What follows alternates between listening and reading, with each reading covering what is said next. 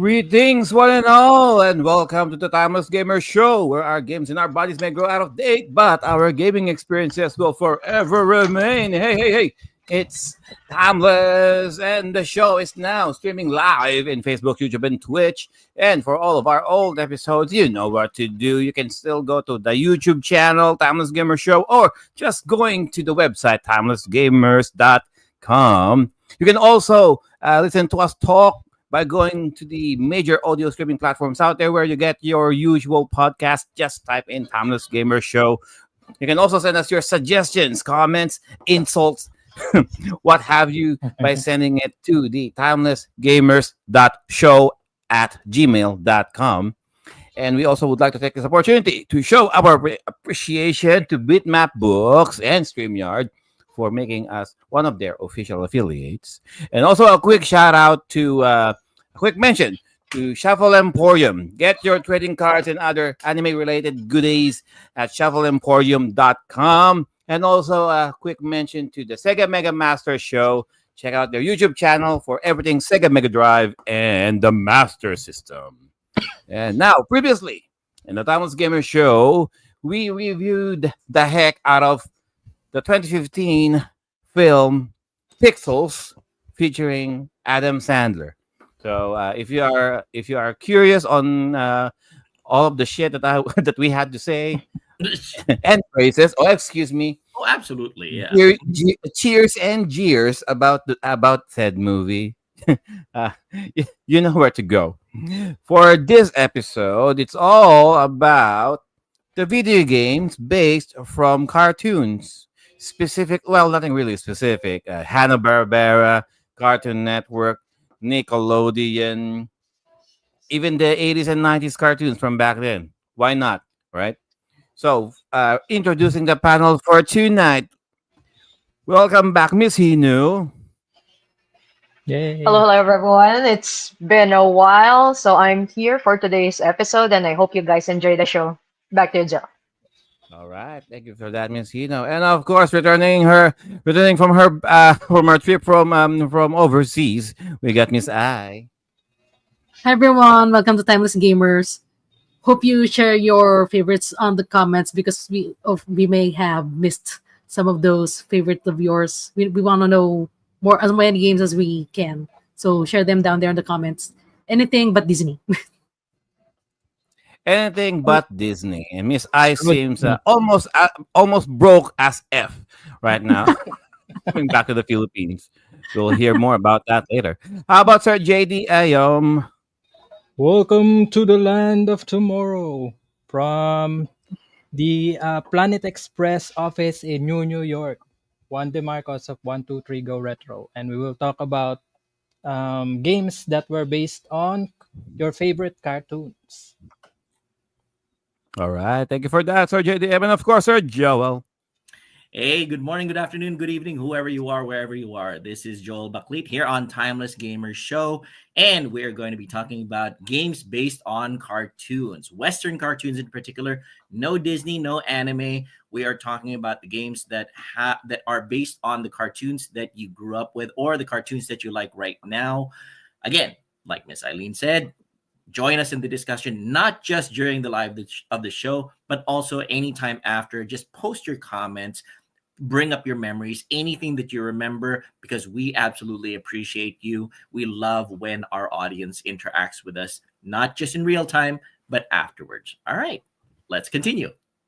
All right, thank you for that, Sir Joel. And like it was mentioned earlier, guys, we ain't be doing any of the Disney shows.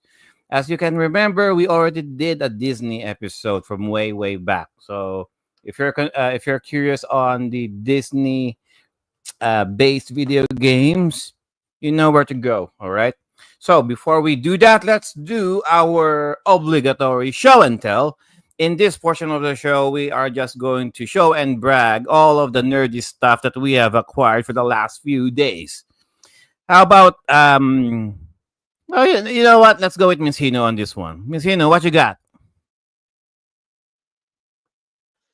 Okay, for my show and tell, of course, the highly anticipated remaster of Suikoden 1 and 2. Nice. It's now in an HD collection, and it's out on, I believe, almost all of the platforms out there. I got the one for the PS5, even though the PS5 is not in it with my sibling, but it's been on the PlayStation, like the mainline games at least has been on the PlayStation, and I think it would be nice to see the HD sprites as well on the big screen. I was originally supposed to get the Switch version, but let's add some love to my PS5 library. And one other show and tell for me would be the art book of. It's a bit late. I just got the Sea of Stars hardbound art book by Bryce Co. I haven't gone through this yet. I'm planning to check it out after I play the game.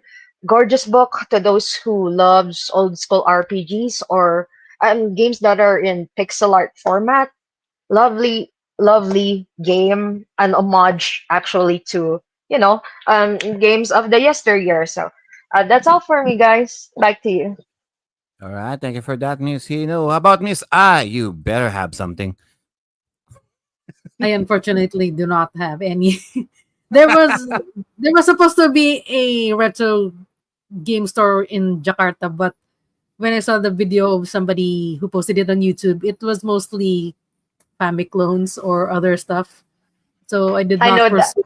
You saw the video. that was my problem in Indonesia. That was my problem Magado- looking for retro. I didn't find any either. right? The shop was supposed to in Mangadua, but I did not pursue going to that store because I saw bootlegs. So I wasn't convinced. Not Unfortunately. not even digital. No, not even digital. It had an old Green Hills type of vibe, as in old Green Hills before the fires. So you can imagine how old their stuff is. So And nobody jumping out at you saying DBD boss or anything? No. no, No, but that's I can share doesn't have about the the authentic Green gaming Hills. scene. 100 in one DVD, 10 seasons. I miss those. Those were great. So I guess no show and tell for me, but just a glimpse of the gaming scene in Jakarta. Nothing. Yeah, we'll take Unfortunately. that. We'll take that. We love hearing about anything gaming related, even how it looks like in a particular place. So you're bringing us that report, Miss Eileen, definitely helps out. Yeah, that's how we are. Mhm. So basically, what Miss I is saying, Jakarta is a fraud. All right, Sir Joel, what you got? All right. So again, continuing my delving into woot.com because I've just been hauling their sales lately. I've been well, let me just take off my background first. First that I got is just a repeat of something that I got long ago. I just got a second copy to kind of, beat up and everything. I got a Rune Factory 5. I know it's not really something that a lot of people are into. Rune Factory 5 is a farming video game that incorporates monster fighting as well. The second, I think I got that for $15, $15. Next one I got for the Switch is right in line with my interest lately, Matchbox Driving Adventures for the Nintendo Switch. I absolutely love Hot Wheels on the PC. Hot Wheels game, that was a lot of fun. It felt like I was really driving mini cars, mini toy cars. I'm gonna see if Matchbox Driving Adventures equals that. And the last one I got is something that I think Joe is going to appreciate. It's Neptunia Game Maker R Evolution. I think Nice. it's part of the Neptunia series of RPGs. He tried playing this on stream one time, if I remember correctly. The Neptunia series, where the characters represent video game consoles, and the main character, Neptunia herself, represents Sega, if I remember correctly. So Dan and Viraj might appreciate this. Neptunia Game Maker R Revolution. This one is the plot line basically goes where you have to create your own game on your platform. So on the Xbox, I got this one. I got this one for $29.99 if I remember correctly. A little bit more expensive than my usual tastes, but still, the concept of making your own video game inside of a video game intrigues me. So I want to try that. All right, back to you, Joe. That's all of my show and tell for the week. All right. Thank you for that, Sir Joel. Well, for me, I only got one. Just Dragon Quest 3, Nice. the remake. Now, I told this story in our group chat. All of the JRPGs for the last 6 months are virtually okay, virtually uh, are are out. Like you cannot really find them in stock. I had to drive a few kilometers away from our house just to get one of these. Um, and even if you can find it in one of our retail shops, it will cost you like 94.95 Australian dollars just to Oh get my this. goodness. Yeah. This one I got it for how much is it? I got it for $75 marked down, so minus 20, Okay. 20 Is bucks. is this And the I'm first like, time that that has happened there in your place? I mean, for RPGs specifically, or oh, you know what? Mostly, if it's anything but Final Fantasy, really. Final Fantasy 7, the remake, Final Fantasy 7, the spin-offs, 15 and 16. Yeah, you can still find them all in the bargain on the bargain bin. But like for example, Visions of Mana, gone. Star Ocean, gone. Persona 3, gone. Um, Dragon Quest, gone. Even what's the other one? Metaphor? Um, oh, Metaphor, gone. Like, I mean, even you might find them somewhere like in the rural areas of Queensland, but mostly just maybe just one copy remaining in the shelves. So I'm not sure why they're doing it here. Like, they're not really they're not really releasing all of these games in bulk. I think it might have. I think one of the reasons was because not a lot of people are pre-ordering it. I think that's their measure right now. Like if I'm the developer and the developer slash publisher, I'm gonna base my production on how many people are pre-ordering my game, for example, because it's gonna be way too much of a loss for me to keep producing all of these games in CDs, knowing for a fact that not a lot of people will be buying them. There's not much of a demand. So what they're looking at is the numbers of who are actually pre-ordering, and and it, and it depends on the title really. Like for example, the Trails games. Expect a lot of people pre-ordering that shit. If it's a Persona game, a lot of people will be pre-ordering that. So it all depends on the title really. As much as I can tell anyway. And I think I'm Oh, not quite sure if it's true though, John. But censorship laws over there in Australia are kind of stringent. So I think they are not, censors as well. not many really get to Australian shores. Not many of the Yeah. kind of what you're looking for. Yeah. Case in point, the latest Trails game, Trails of Daybreak 2. I don't know why they decided to do this. So apparently they canceled all of the physical copy releases of Trails of Daybreak 2 here in Australia, all of it. So only because apparently some censorship about some of the contents of the game apparently is only the too second game, but raunchy. they released the first game there? Yeah, yeah, and I'm like, what are you going to expect? God forbid, Stellar Blade is still here. I mean, God forbid, GTA, all of the nakedness and the violence, but for some reason, oh shit, hentai games we draw the line on that one. Eh, animated nudity, animated titties, no, no, no, no, no, no. Anyway. That's all bullshit. I mean, I had to I had to import all of those. Thank you again, Sir Joel, for doing that. So the mule, ladies and gentlemen, doing his work, Don't doing forget, God's you still work have stuff for coming. people like us. Yeah, don't forget, you still have stuff coming from me sometime very soon. Anyway, Anyway, let's go with the main topic, guys. It's all about cartoons based video games. So, like we mentioned, we're not going to be doing any Disney. So, everything else in between are all fair game. no So, Disney. No Fran- We were gonna start with Miss Hinu. Miss Hinu, take it away. Ta-ding. Yeah, so I'm gonna start with our game feature since it's been a while since I was last here.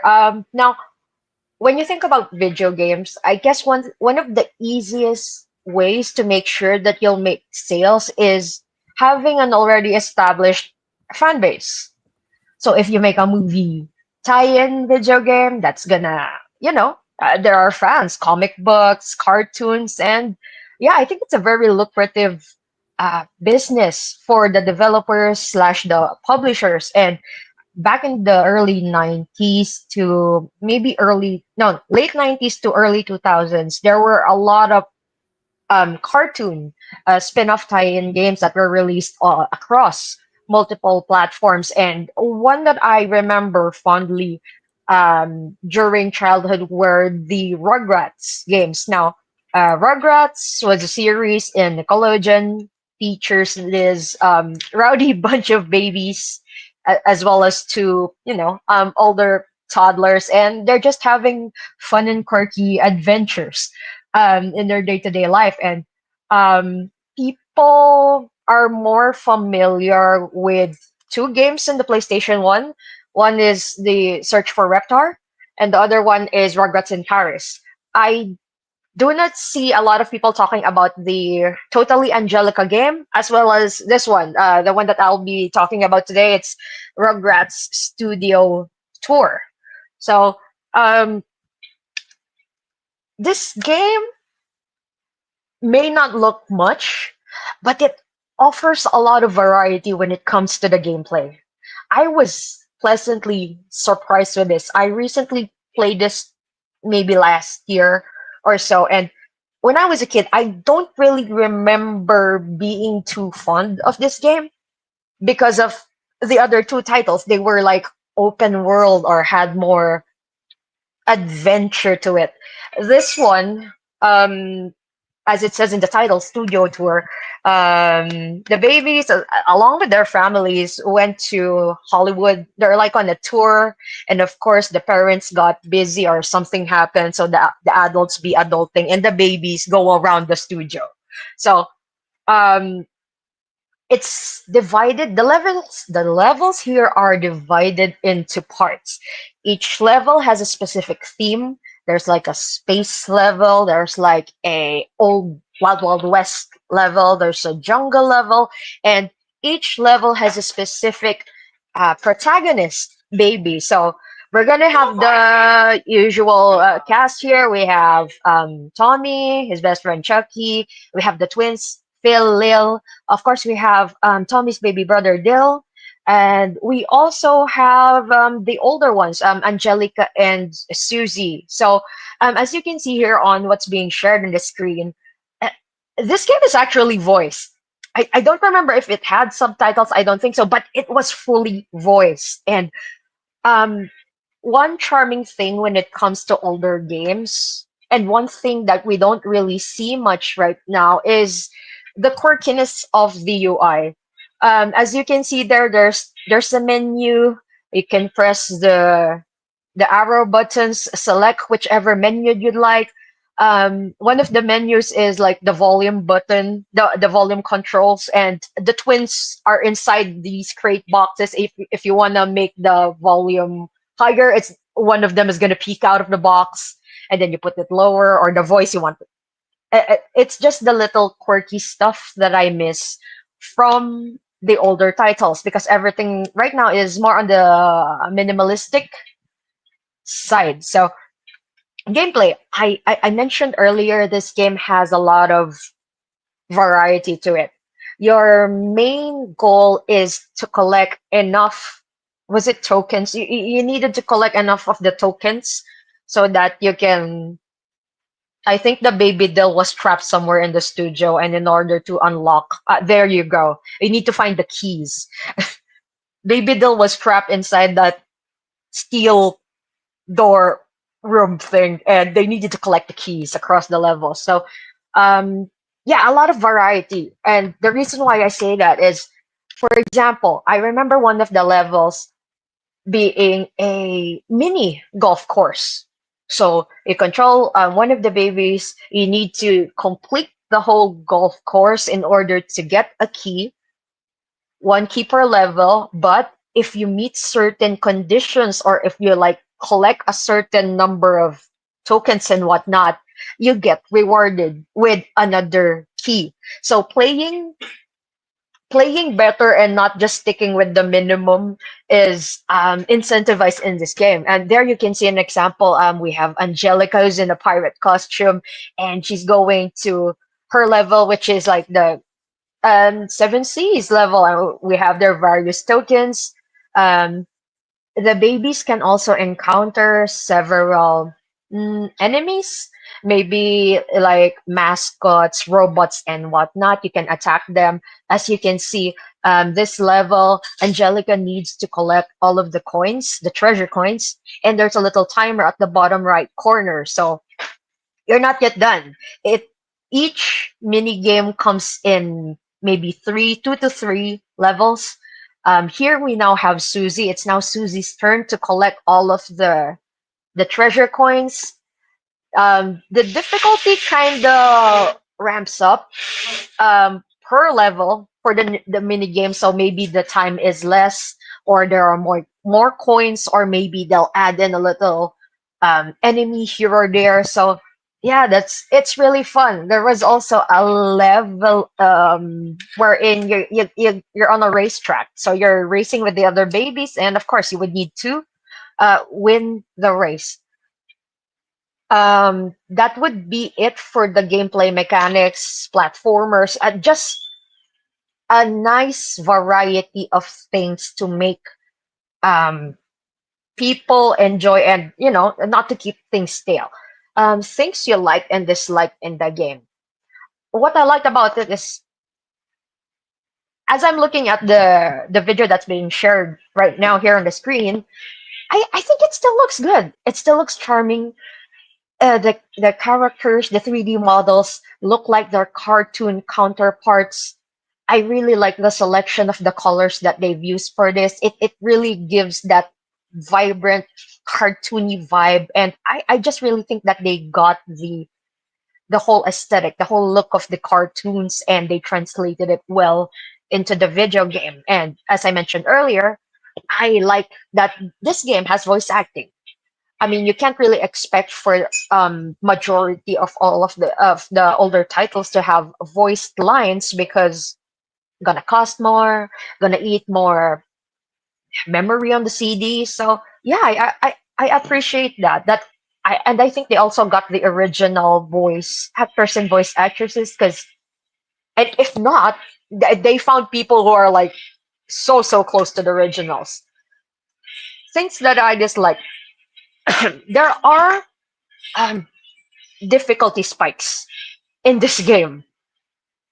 I was When I started replaying the game, I was not looking forward to, because I only play, um, turn-based RPGs and visual novels. So anything that has even a remote need for dexterity, reflex, and whatnot, even Rugrats, I'm dreading them. So when I found out that some of the levels are more difficult than the others, or some levels suddenly have these crazy challenges that you could say that I was stuck for a whole week just trying to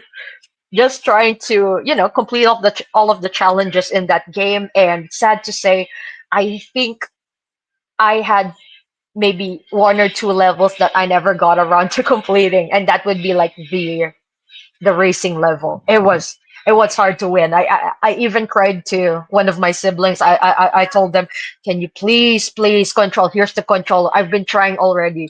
Come on, before I throw my controller somewhere or before I punch the wall and I need your help." But they just ignored me because they said, "You finished Elden Ring. You beat Malenia. You just of course you're gonna finish that." And I ended up not finishing it. So I'm still pissed. Okay.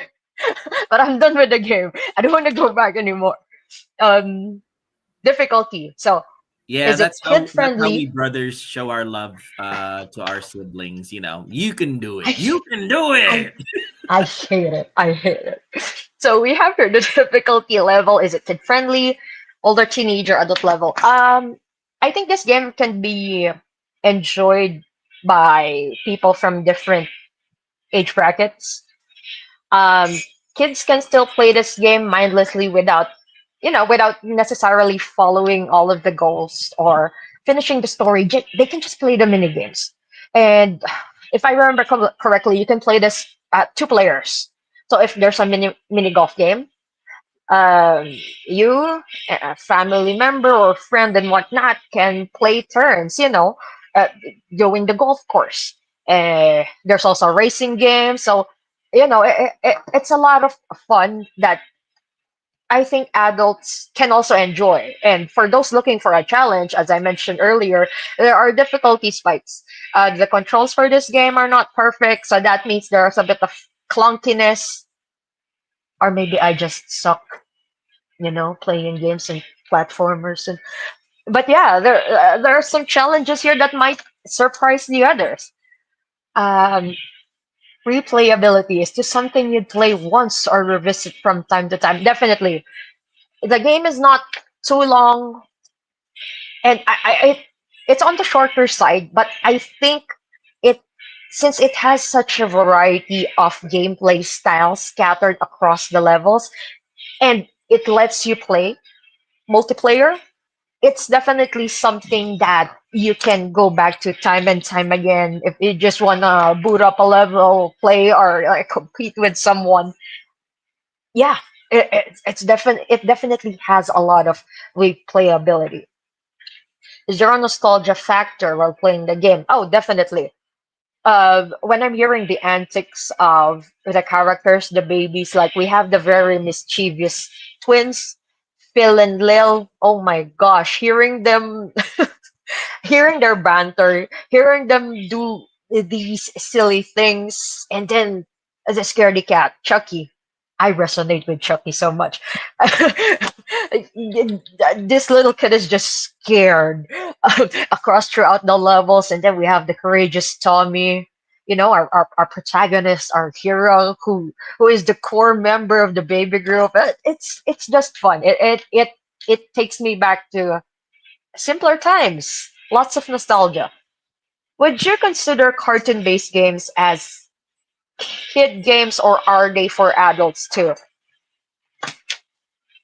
I believe in the thought that there's no such thing as a kids game. There's no such thing as a girls game, boys game. A game is a game. Um, Everyone can enjoy it. Uh, and Ah. of course, we're not. Mm. Joe is pertaining to Ah. a particular subset of games, Miss Yeah, Eve. okay. We're not counting the one with the chickens and the ties and. Chickens and But pie. yeah, in terms of cartoon spin-offs, I think everyone can enjoy them because at the end of the day, adults like to experience nostalgia through media. Okay. I mean, there's lots of movies that are being remade, lots of reruns, lots of sequels. So why not enjoy um spin-off games as well? Uh, yeah, I think that's gonna be it for now. Lastly, I think it took me, since I was trying to complete everything, maybe around 15 to 20 hours. But I believe that Yeah. people can finish and complete this game less than that, maybe even 10. Yeah, that's gonna be it for me. Back to you guys.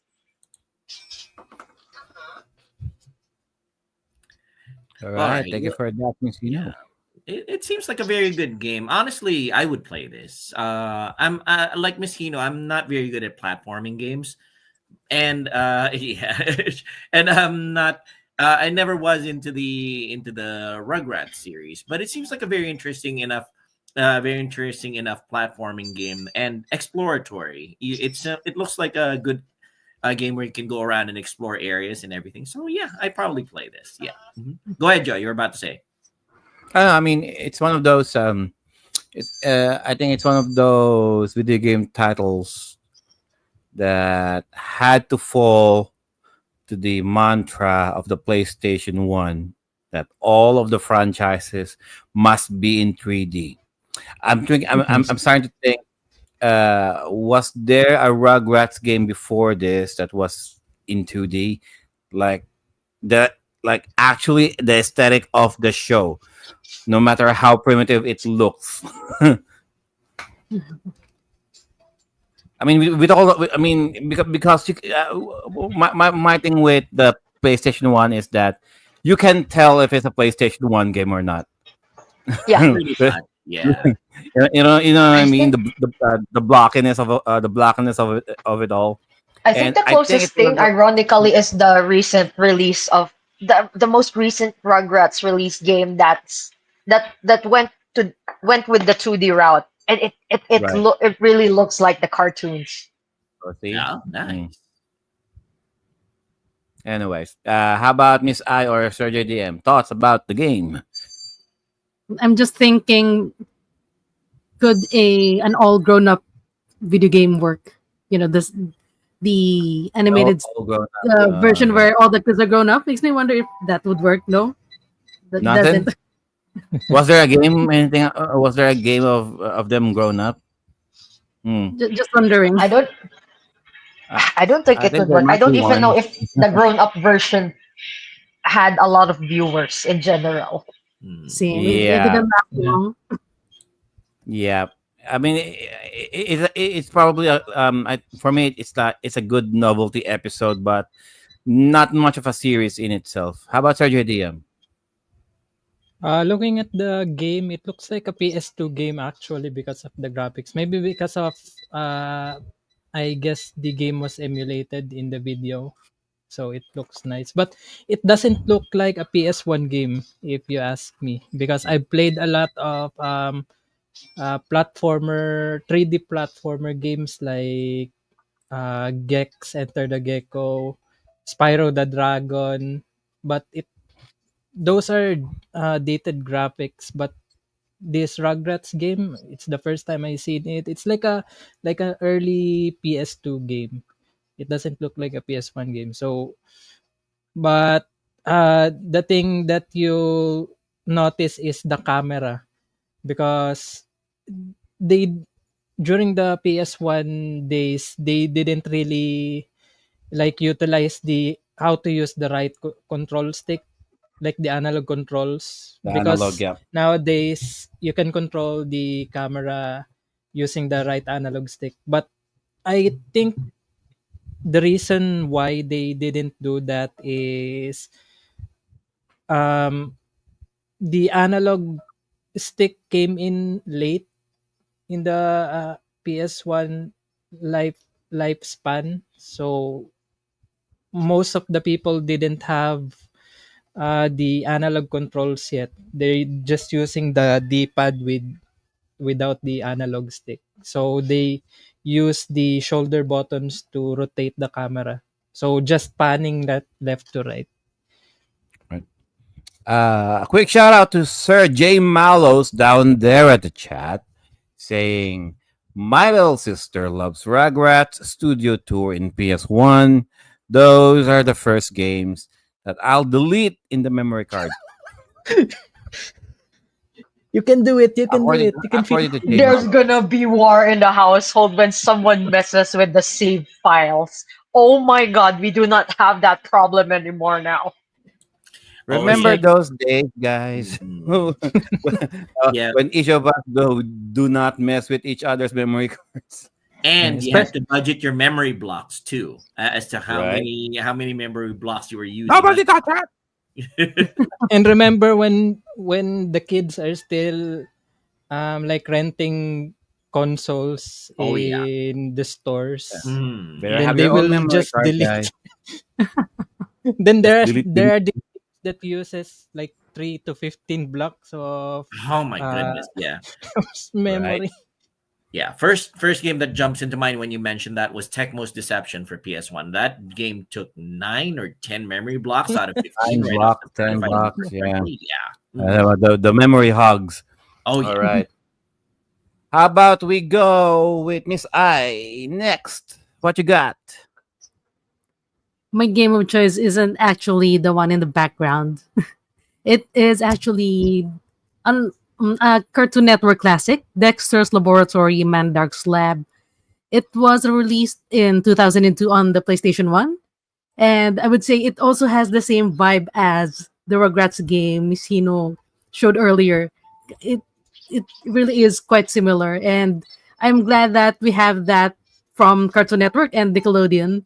So the plot of this game is that Mandark has taken over Dexter's lab, and Dexter must do everything to take his laboratory back. And I'm trying to think if this was actually an episode because in the game you can actually see video clips, and because it's been so long ago that I could not remember if this actually happened or they created animation specifically for this game. So in the game you have separate levels where each level has its own stages or more like mini games. So the game starts from their, well, not DD's but Dexter's bedroom, and also in for the benefit of our listeners, what we're seeing here is Dexter fighting Cooties in Dexter's, oh no, not Dexter's, Didi's room, because he's trying to look for equipment to open up his lab's gate. What Mandark did was he changed the password and the voice activation, but Dexter's voice alteration machine, I forgot what it's called, it got lost, and apparently Didi took it. So that's why he's in Didi's room. So that's how the game starts from the top of the house, and each level progresses until you get to the bottom of the laboratory. So in each level, you get to achieve two goals, which is there on the upper right of the screen. It changes every level because you have to obtain either an equipment or accomplish something like get a password. And again, as I said, each level has different missions, four missions, and each game has its own mechanic. Surprisingly, the first mini game here is actually a rhythm game where you have to beat Didi in a dance battle where Didi is dancing and Dexter is in like a robot uh something, and it makes me think I think there is one like that where Dexter dances in the cartoon, and I could not remember because it's been a long time ago. There, that's the dance off on the screen for the benefit of our other listeners. It's so fun to see, but I'm not sure if it's apologies, I don't have the original game. I'm not sure if the emulator was the one at fault or it's me, but I play rhythm games quite often. Not an expert, but I can manage rhythm games. But this one was quite hard. Oh, Even no, the it's game, just, so it's a you problem according to Sir Viraj. Definitely. because you can see even in the video clip, the person is not hitting perfect quite often. It's not normal. Again, and then other types of gameplay, there is a shooter, the cooties earlier, then another shooter where you eliminate computer bugs, which is more on you're in a spaceship and you target floating bugs that are either coming slowly at you or you chase them, something. And there's also a kind of, I will not say racing, but something akin to Temple Run, where you have to chase one bug who's running around the circuits and you have to because it's a bug. You fly swatter it 5 times, so you have to swat the thing before it goes to the end of the line. So there are other mini games in this in this game, and that's what I like because you have variety of stuff to do. It's not monotonous, and you get to enjoy different things. What I liked about Dexter's Lab, Mandark's Lab, is that it uses clips from the cartoon. As we've seen earlier, it played the original opening theme with Didi dancing and everything with the logo. And what they changed is they crossed out Dexter's name and turned it into Mandark. Then there are again the missions which are actually replayable from the main menu once you beat it within the game. So they're replayable anytime once you have finished each mini game. There are also secret images you can collect. I think it's an art gallery, but what I did not like is it did not. The game does not tell you how to unlock those. I don't like how you said secret images that you can collect. Oh yeah, that makes sense. For lack of a better term, secret images or hidden artwork. Shall we say to sound better? No, it still doesn't work. You know what? Not the kind of things that you're thinking about, guys. Secret hidden illustrations. How about that? Fine. A little bit better then. Okay. Somehow. Oh, okay, something better. Character designs. Okay. Unlockable. Okay. How about unlockable illustrations? Go. Unlockable artwork. Okay, fine. Yes, Unlockable those sound artwork. There you go. better. Sorry, my brain is fried from work, and it's not formulating the Searching. correct. Searching right now. Semantics. Dexter's Laboratory artwork. Rule I thought 34. you're going to type hidden image. Is Dexter's mom. stumble into Rule 34 stuff again. Come on. Anyway. Dexter's mom. Rule 34. Hidden Oh my artwork. goodness. Okay. ES1. Oh, Apologies, my semantics are mumbled at this that's moment. fine. That's fine. That's part of what we do here in Timeless Gamers Show. Adult DD. What? Okay, now I'm curious. Okay. Anyway.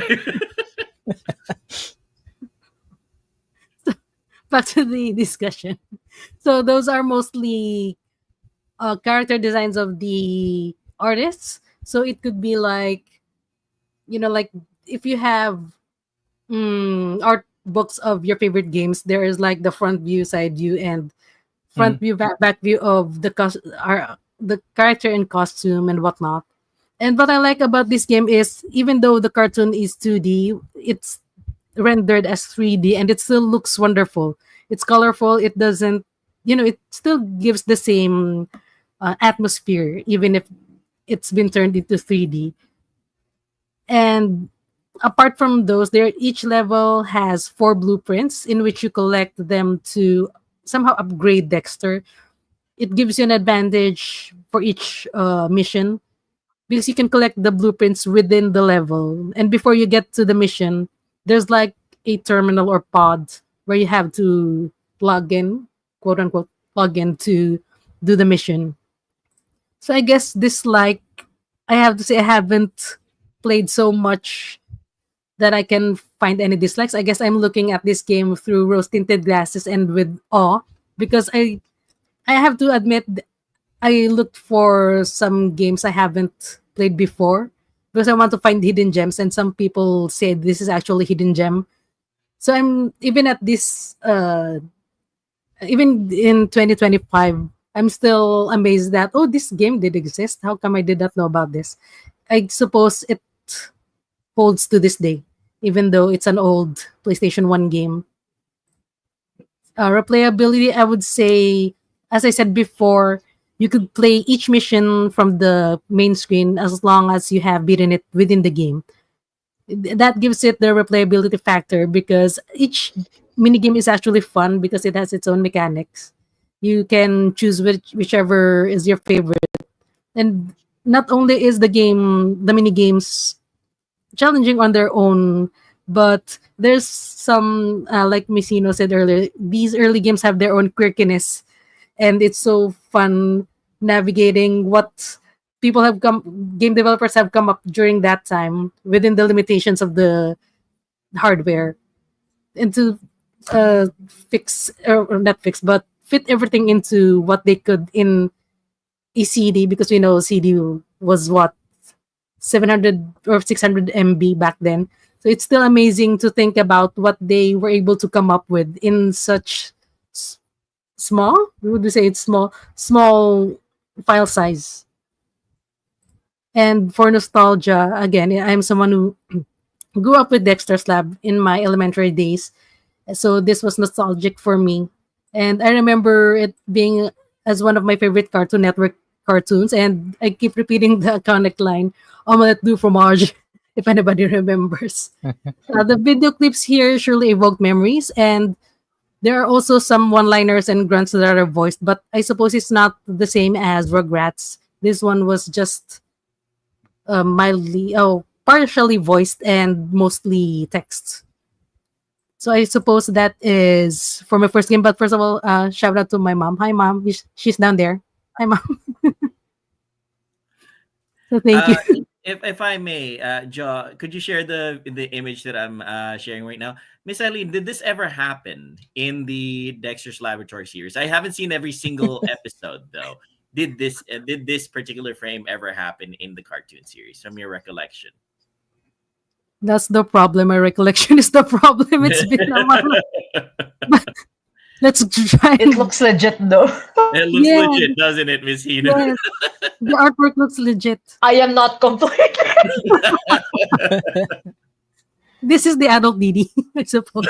That's the adult PD. Yeah, because Joe's query made me curious, and this came up, and I'm just wondering if it actually happened in the cartoon. In this Made you episode, curious. Yes. in this That's- episode, it did actually Curious happen. But word you're using. yeah. Be careful, guys, because this adult lady, yeah, she cost extra. Oh, Hey. it's a DLC. but- Her words, her words. It will cost you extra. No, but the thing about All it right. is, this is Dexter's Laboratory is one of those cartoons that make you wonder how they are grown up, kind of like the Rugrats thing, where you wonder how might they be when they're grown up. And in Dexter's Laboratory, they actually showed how Dexter would look There. like as an adult, as an old person. Though I saw this that one, I do episode. remember as actually having happened in the cartoon series. Yes, Mm. because I do remember that part. But the adult Didi, I'm not quite sure that ever happened. So I was asking Miss Eileen if that did. Yeah, it Anyway, did. It did? Same, I don't remember. Oh yeah, Yeah. it did. Okay. All right. Now we know. Thoughts, guys, about Miss Ice game. Mhm. Dexter's Laboratory, Man It looks Dark. great. It looks great. It looks really faithful to the cartoon series. It looks like it's going. I've seen a few episodes of Dexter's Laboratory compared to Rugrats. I've seen much more of Dexter's Lab because Dexter's Lab was much more accessible to us in the Philippines. Cartoon Network was Mm. much more Oh, yeah. accessible. Nickelodeon wasn't as accessible to Filipinos because I think the cable channels, not too many of them carried it too much. But Cartoon Network, every single cable network carried it. Sky Cable, I don't recall. Home Cable. cable. Home Cable, they Destiny all Cable. carried Cartoon Network. So Dexter's Laboratory is very familiar to me, and Miss Eileen's game seems highly accurate to how the cartoon is. And you always wonder how big is Dexter's Laboratory really? What are the different spots in it? What are the different places in it? When you go into that particular room, are there are there different wonders there? And this game looks like it actually delivers that in spades. Thanks very much for that, Miss Eileen. I definitely play this one. How about Sir JDM? What can you say about the game? In Dexter's Laboratories. It's the smartest boy you've ever seen. I think I still save experiments. all of the episodes. There are 51 episodes Oh, just in 51. I'd yeah, have sworn it was 10 seasons long, but and anyway. Yeah. just like Mr. Bean, it's Oh Yes. like yeah, that's right. it's just 2 years, but there's like a hell of an episode.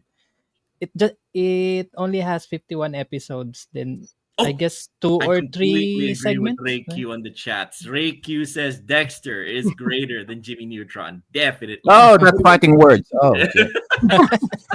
Continue, Fighting words. JDM. No, Jimmy Neutron has Cindy. No, I will fight you. So Jimmy Continue, Neutron JDM. is a Nickelodeon, right? Yes. Yeah, Yeah. that's their answer to Dexter, really. Yeah. Yeah. But it's on 3D. But anyways, this game, I like the variety that it had. Like in the Rugrats game, they have this racing game or golf, and here in the man, what's that? Mandark's Mandark. laboratory game. Mhm.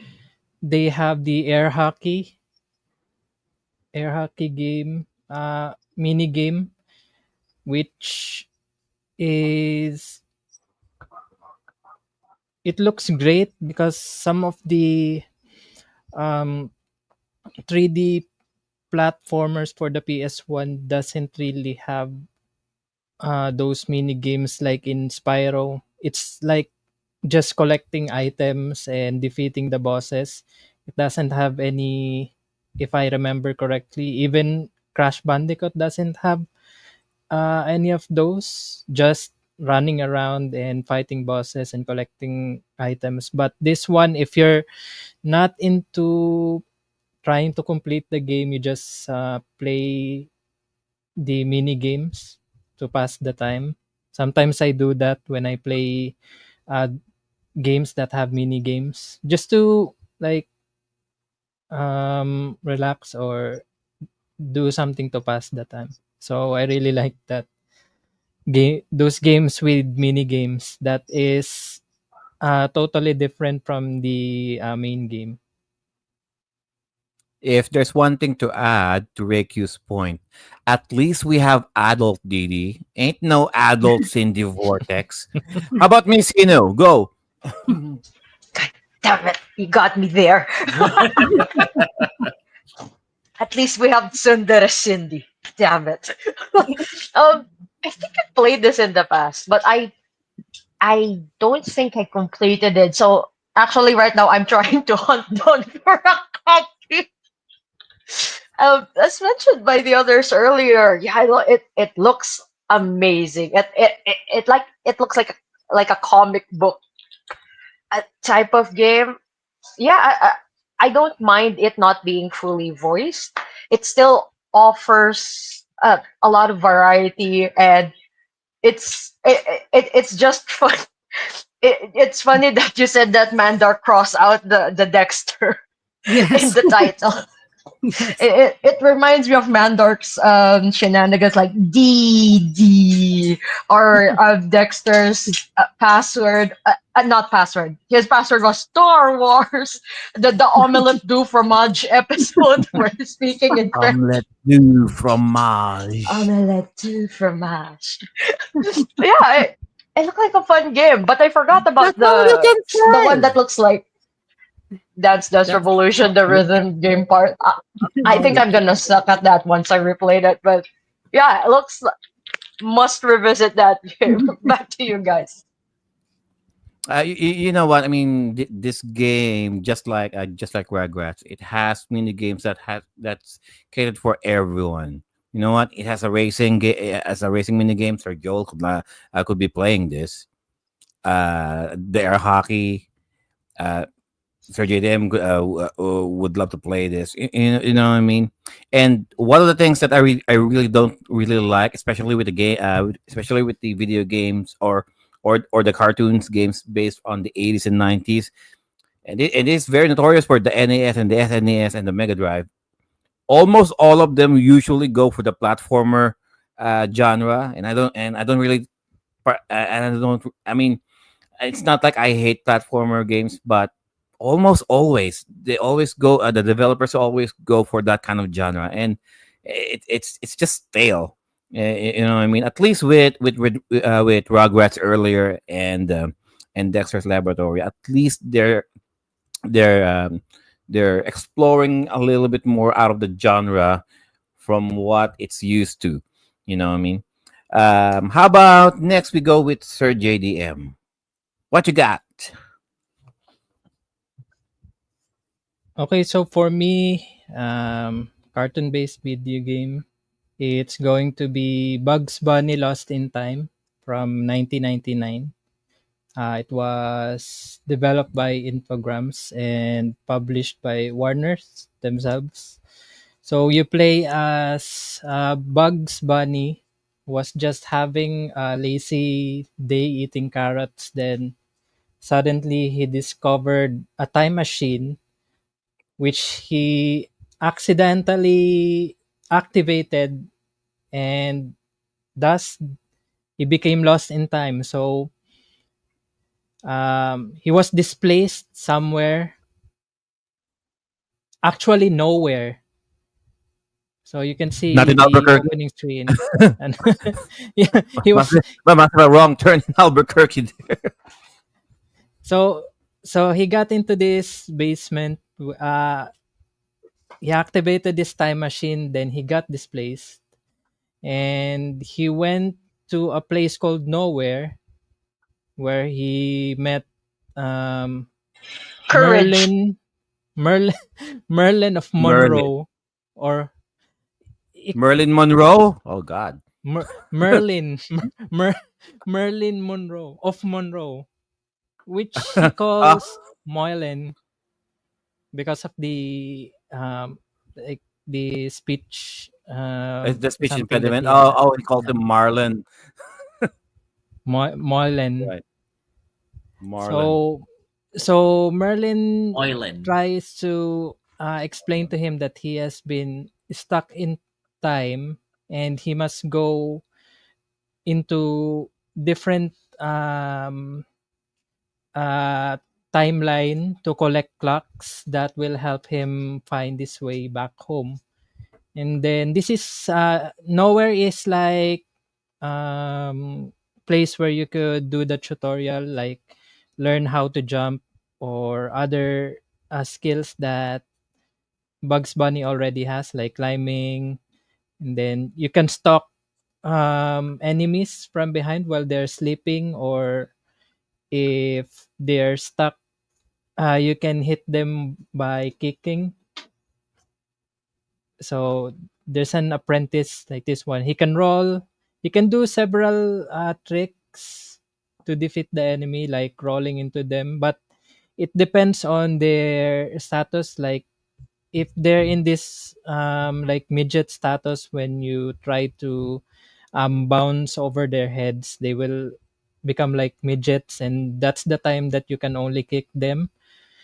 But you can also try to hit them behind by stalking behind them, and then you could also lift boxes like this one, throw them. There are also interactive items like torches, bones, balls, or like a pearl where you could throw at certain um, certain things to open a secret passage or a bridge or something like that. Then you have Elmer Fudd. This is the Stone Age. This is one of the earliest levels in the game. So you need to collect clocks to um, what do you call this? So you could visit other timeline.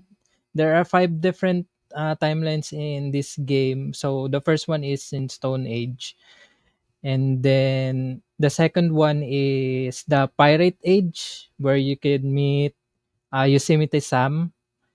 And then the next one is 1930s, where you could meet um, those thieves, Bugsy Bugsy and and Mugsy. Mugsy. Yeah. Hmm. If you look at the game, it really pays tribute to the classic Bugs Bunny um, episodes that you could see in during our childhood, and even the music are still there. There's even a time if where Bugs Bunny can go inside a rabbit hole by jumping then pressing R1, so he could dive into the rabbit hole. But if you do that without the hole, you will you will slam head first on the ground, and there's like a crashing cymbals. So you know how we grew up listening to classical music by just watching Looney Tunes without even realizing it back then. And then this is the medieval age where you could um, see Witch Hazel, one of the protagonists in the cartoons. And then the last, Hang on. Which Hazel? The one with the paper clips? Oh, the hair Yeah, clips. hair clips. When Yes. when she run. yeah. And then Right. the last one Paper clips, is hair the clips. Space Age with, of course, Marvin the Martian, where you could also find enemies that like this pill, like they grow up on the ground. Oh yeah. Mhm. Yeah, I remember those enemies. So this I haven't really managed to get into the space ages yet. And I think the farthest that I um ever gone through is the medieval age, because it gets really hard. The boss fights gets really hard, and this is one of those boss fights. You fight Yosemite Sam with a cannon and like a barrel of dynamite that you just blow the like the sails, so it it will go to the boat. And Hang then on. Did they do the bit where Sam will fire a cannon and then Bugs will catch the cannonball with his cannon and then and yeah, then he'll send that cannonball back to Sam. Oh yeah, yeah. it's like a game I of think I remember something like that. yeah. It actually it was shown in the video earlier, Oh, where you right. are in the, because there are several times that you will have a boss fight the um with the enemies. Like Yosemite Sam, the first boss battle is he will fire a cannon at you, and then you have to jump around. Then you will have to wait until he throws a barrel of dynamite which you could throw to him. And then the other one is you're you are both in boats. Then you will try to blow your um, blow each other's boats using a cannon and this barrel of dynamite that you need to blow towards the other's boat. And they also did a bit with the rabbit and duck season. There's a cameo of Daffy Duck here that you need to change Oh, this. um they're doing Elmer Fudd is, the rabbit season, duck season bit. yes, and Oh, what you need to do is to change the hunting signs. You need to change it to a duck season. Duck So season, rabbit yeah, season, duck like season, rabbit there's season. I think 3 minutes that you need to do that. You just three need to kick minutes. the Okay. signs. So who gets the most who whoever gets the most signs, and that will be he is going to be the one that Elmer Fudd Gonna is get going hunted. to, yeah, Right. is going to hunt, because um yeah, they just did that. And as much for variety, it doesn't it has this puzzles, but as far as mini games go, it doesn't have that. So I'm really amazed with what they did on the Rugrats and Dexter's Laboratory games, where they included mini games that you could play when you get bored of the playing the main games. This one, it doesn't have that. It just followed suit what the Crash Bandicoot series did, and Spyro Ah, the Dragon. So you just collect those items to get to the next levels, and so on and so forth. So I think that's the bad thing about this game. So once you finish it, that's it. And then the level designs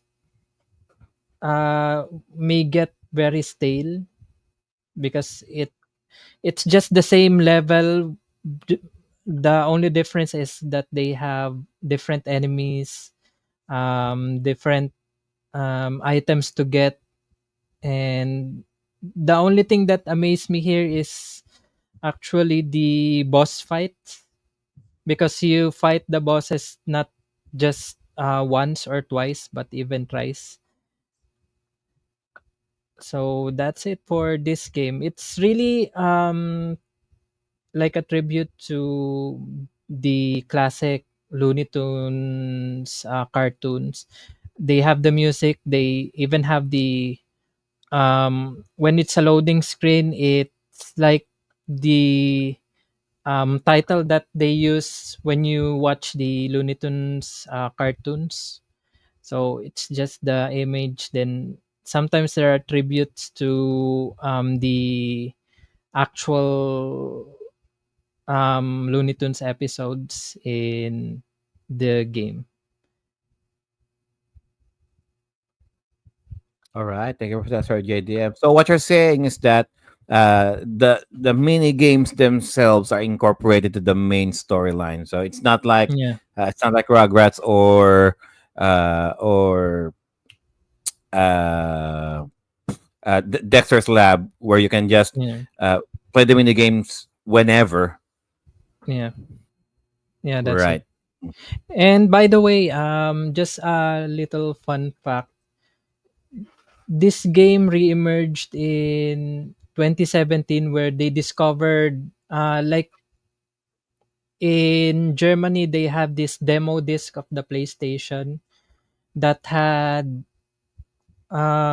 like levels that were deleted in the original game, because Oh. it was still in the in its like development stage. Then they released the demo for this game, which did not make it to the final release.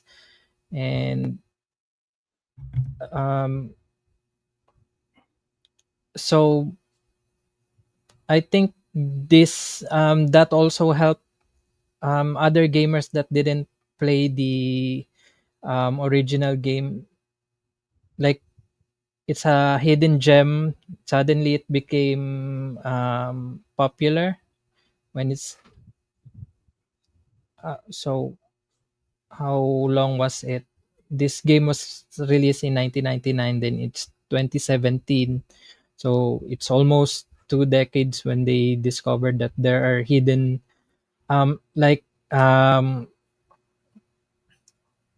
beta levels that were not incorporated in the original game. So it's a new experience for the both the gamers who have played it in 1999 and the new ones.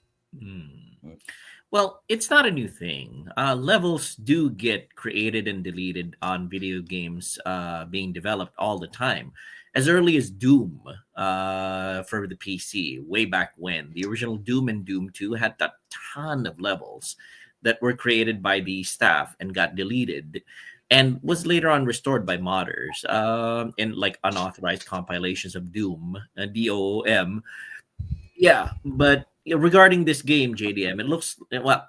As a Looney Tunes fan myself, I absolutely adore Looney Tunes. Grew up on them. I absolutely pity the kids nowadays who don't even know what Looney Tunes is about.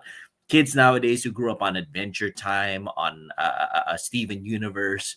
Yeah, you guys are whippersnappers. You guys should watch the classics, because the nice thing about Looney Tunes is that you are being classically trained in music. You're being classically trained in comedy.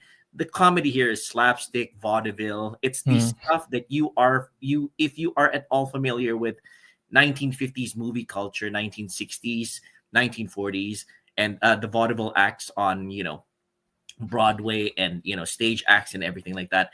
If you are any kind of student of history, performing history, you should watch Looney Tunes. And it's really a great way to, well, I've said this before, and JDM pointed it out. My knowledge of classical music begins and ends with Looney Tunes. So opera, all I know is what's opera, doc, and the Rabbit of Seville, and and when you hear the beginning of right, you laugh, and when you hear the beginning of the William Tell overture, na na na na na na na na na na na na, when you hear that, shit is about to go down. So, so it's just it's that kind of learning that gave us the culture of being able to take anything that comes our way and have a good laugh about it. That's the nice thing about Looney Tunes. You really take what you saw, and that the difference between reality and comedy. You know that if an anvil falls on Wile E. Coyote, it's for laughs, it's for fun, it's a joke. Modern kids might see an anvil fall on a coyote, and they say, "Oh, poor coyote! I'm so sorry that he got squashed like that." No, we laughed our asses off. That's what we people who grew up on Looney Tunes have. We have a great sense of humor. We can handle grievances and egregious behavior because of the fact that we can take a situation, no matter how bad it is, and find the humor in it. So that's the funniest thing. So in this case, this like JDM pointed out, it can get repetitive. It can get the design might not necessarily be up to snuff, but for fans of the Looney Tunes series, this is going to be a lot of Easter eggs and little tributes and little things that we will point to and say, I love that one. I enjoyed that episode. I know this guy. So yeah, props to you, JDM. Great choice of game. And I really hope that this recent movie of Daffy Duck and Porky Pig makes great money in the theaters, because it might signal a resurgence of Looney Tunes. It's in theaters here in the US, Miss Hinu. You might want to check it out. I completely forgot the title. The Day the Earth Blew Up, I think. That's the title of it. So yeah, you might want to check it out. The Earth the day blew up. Yes. Yes, and I hope that they release the movie that got shelved by with Wile E. Coyote versus Acme Corporation. I think it got shelved. I don't quite recall why, because the idea is that Wile E. Coyote brings a lawsuit against Acme Corporation because he keeps ordering from them and their stuff never works against the Roadrunner. So I hope it brings a resurgence of Looney Tunes, because honestly, we can all use a great laugh nowadays. Anyway, Miss Hino, Miss I, anything to add regarding Uh, Bugs Bunny Lost I in just Time? want to piggyback off what Joel's mentioned earlier. I'm glad that he mentioned the comedy aspect of the Looney Tunes game, and I'm glad that this game still carries that comedy, because at the core of the Looney Tunes cartoons, comedy really is a big thing. In particular, it's the physical comedy. So when you mentioned that, for example, Wile E. Coyote, there's an anvil that's gonna drop on his head. That would be considered as physical comedy, and I I don't think I remember any of like the more modern cartoons having that much physical comedy. No, no, Heck, no. I mean, even too much maybe violence. shows. No, no, no. Yeah, I mean, too much violence Oh, though. so much. The Parents Teachers Association will not like them Can now. you imagine how kids nowadays will react to the Three Stooges? The slapstick humor does not work right now. Not No, in but this very politically correct environment. No, no, no, no.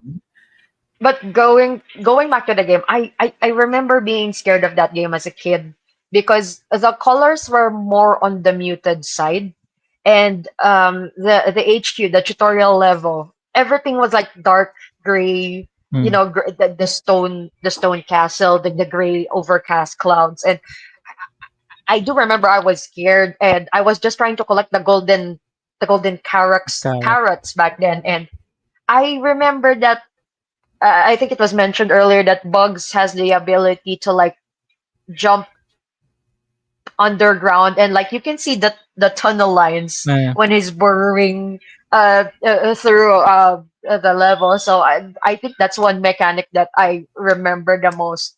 I also don't think I finished the game since yeah I was scared, but it's also a game that I would love to go back to. So that would be Pismo it Beach. for me. This doesn't look like Pismo Beach. I must have made a wrong point at Albuquerque. One point. This ain't Peace Mode Beach. Okay, how about Miss I? Have you gone to Peace Mode Beach or even I Albuquerque? haven't. I'd love to. Anyway, haven't. I find the game actually quite what you call this attractive to the eyes because it's again old classic 2D cartoons turned into 3D. So as a 90s kid, that transition from 2D to 3D is amazing and is a generational leap of some sort. So I would say it's something I'm interested at playing, even though, like Sir JDM said earlier, the mini games there aren't many, but they are incorporated into the game. And just a bit on Dexter's Lab, the mini games are actually the missions themselves, so it's part of the game. It's not something optional to play on the side. So I guess it's the same with this Looney Tunes game. And I actually didn't know this existed. So I'm glad Sir JDM threw this one in. So we have Cartoon Network, Nickelodeon, and Hanna-Barbera. Oh, Warner Brothers, represented in our episode. Are there other Looney Tunes characters featured in the game? I think it's only Bugs Bunny and Elmer Fudd we saw earlier. Maybe further in the game Yeah. there are more. Sam's there. Witch Hazel's there. Which Marvin the is Marvin the Martian is Oh, yeah. there. Oh, yeah, Marvin was mentioned. Bugsy and Muggsy is there. I'm not sure if Wild E Coyote is there. I'm not sure if Foghorn Leghorn is there. I'm not sure is Tweety is there or Sylvester. no. boy, I say boy. Boy, I say boy. Oh, Woody They don't Woodpecker. have they don't have the other Looney Tunes characters like Sylvester and Tweety. It's just Bugs Bunny because it's Bugs Bunny. He's like the poster boy of the And the Looney Tunes. funniest thing is Yeah. Sylvester actually has a son, Sylvester Jr., right? Oh. Yeah. Yeah. Sylvester. I'm already It's funny, Right. I'm so ashamed. I thought I saw a pooty cat. I'm so ashamed of my Alright. father. He can't even beat up a mouse, and the mouse is a giant kangaroo beating up Sylvester. not, not, not even Pepe Le Pew and Oh, Pepe Le Pew. and Speedy Gonzalez. Loves Pepe Le Pew. Yes. Which, by the way, they're both canceled because of reasons. Ayan. Speedy Gonzalez got canceled, but the Latinos here absolutely love Speedy Gonzalez. It's liberal Even the white French people. love Pepe Le Pew. Hey, The French love Pepe Le Pew. Absolutely. They do. Americans being too sensitive. No. nowadays. And Wildfire. Liberal white women Americans are too sensitive. Yes. liberal white women Americans. There Yes. you go. Yeah. Mhm. Fuck it, bitches. All right. Yes. Absolutely. Mhm. Speaking of which, Sir Joe, What you What a segue. Okay. What? What a segue. Anyway, all right. So, my game of choice for this episode. Honestly, there were a ton of games that I was considering. Miss Eileen presented Dexter's Laboratory earlier. I wanted to feature Dexter's Laboratory Chess Challenge on the Game Boy Advance. That was a really, really good game. But everybody knows chess. I didn't want to get into that one. And of course there were the Fairly Odd Parents games. I liked Fairly Odd Parents. There were a lot of Fairly Odd Parents games too. They're a lot of fun, and I think I recall there being a live action movie of it as well, of the Fairly Odd Parents. But yeah, the game I chose is a short, stupid game. It's called Johnny Bravo Date-O-Rama. Everybody loves Johnny Bravo. I mean, if you don't love Johnny Bravo, you're no friend of mine. But yes, Johnny Bravo Date-O-Rama is a party game along the lines of Mario Party. I think that's the title of the series, Mario Party, where the basic premise is that it's in 3D. The game is in 3D. A lot of early video games based on cartoons were 3D, like the one that Miss Hino presented. But in this instance, it was Johnny Bravo. It was on PS2, and I seem to recall that it only got released in the European theater.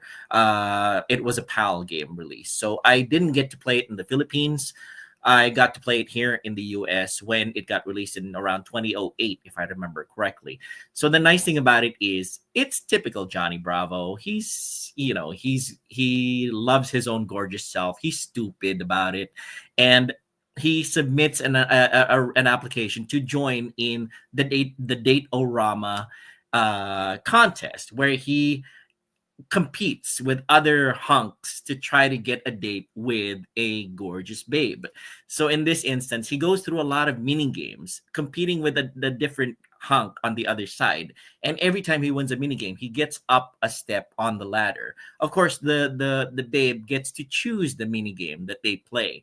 It's a variety of mini games that they get to play, like in party games, like it can be a two-player game as well. Two people, you're either you versus the AI or you versus another player, and it's a variety of different mini games. So it's one of them is the babe says, "Get me the flowers that state that they're pretty, but don't get me the flowers that are prettier than I am." So the flowers that say that they're pretty are the purple ones, but the flowers that say that look like they're prettier than I am are the red and white flowers. So the two people go around an area and the flowers start blooming, and you pick the ones that the date chooses. So if you pick the right ones, your score goes up. If you pick the wrong ones, your score goes down. Now, another mini game is this one being shown on screen right now, where it's kind of like a rhythm game, except you have to comply with the button presses that Miss Babe is trying to show you in a limited amount of time. If you make a mistake, then you lose that round.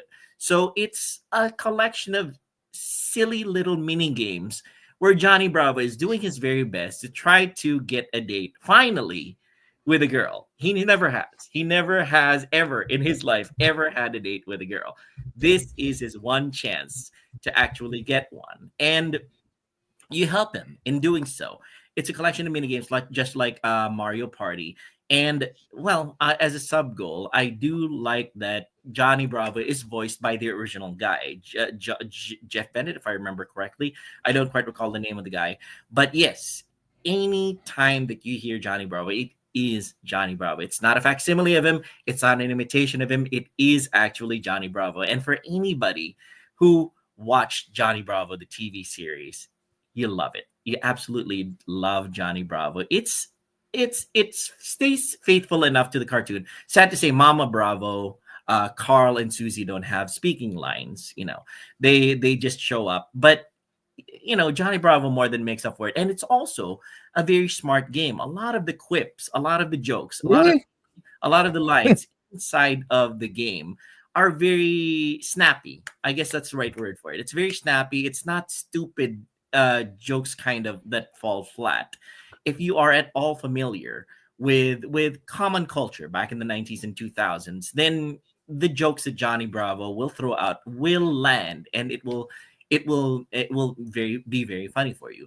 Whether it's a game for kids or not, I would say possibly, maybe, because the kids might enjoy the mini games that are being played by Johnny Bravo and the opposing hunk. But the jokes definitely will fly way over their heads. So it's kind of like a game that is good for both children and adults. So it's a fun little game, stupid little time waster. It's not anything serious. And of course, at the very end, Johnny, if you play well enough, will win a date with the girl. But of course, in typical Johnny fashion, he fucks it up. He messes it up completely. So in the end of it, Ah. he And gets. here I was about to ask, are you going to shag the girl or something? No, No. no, Johnny never does. Johnny is a perpetual virgin, sad to say. And So Johnny Ah. became an incel. yeah. So, oh, here you go. Another mini game is that it's like one of those carnival things where you hit the thing with the hammer, and the thing goes up Test of to strength, Mm, basically. ring. I completely mm. forgot what it's called.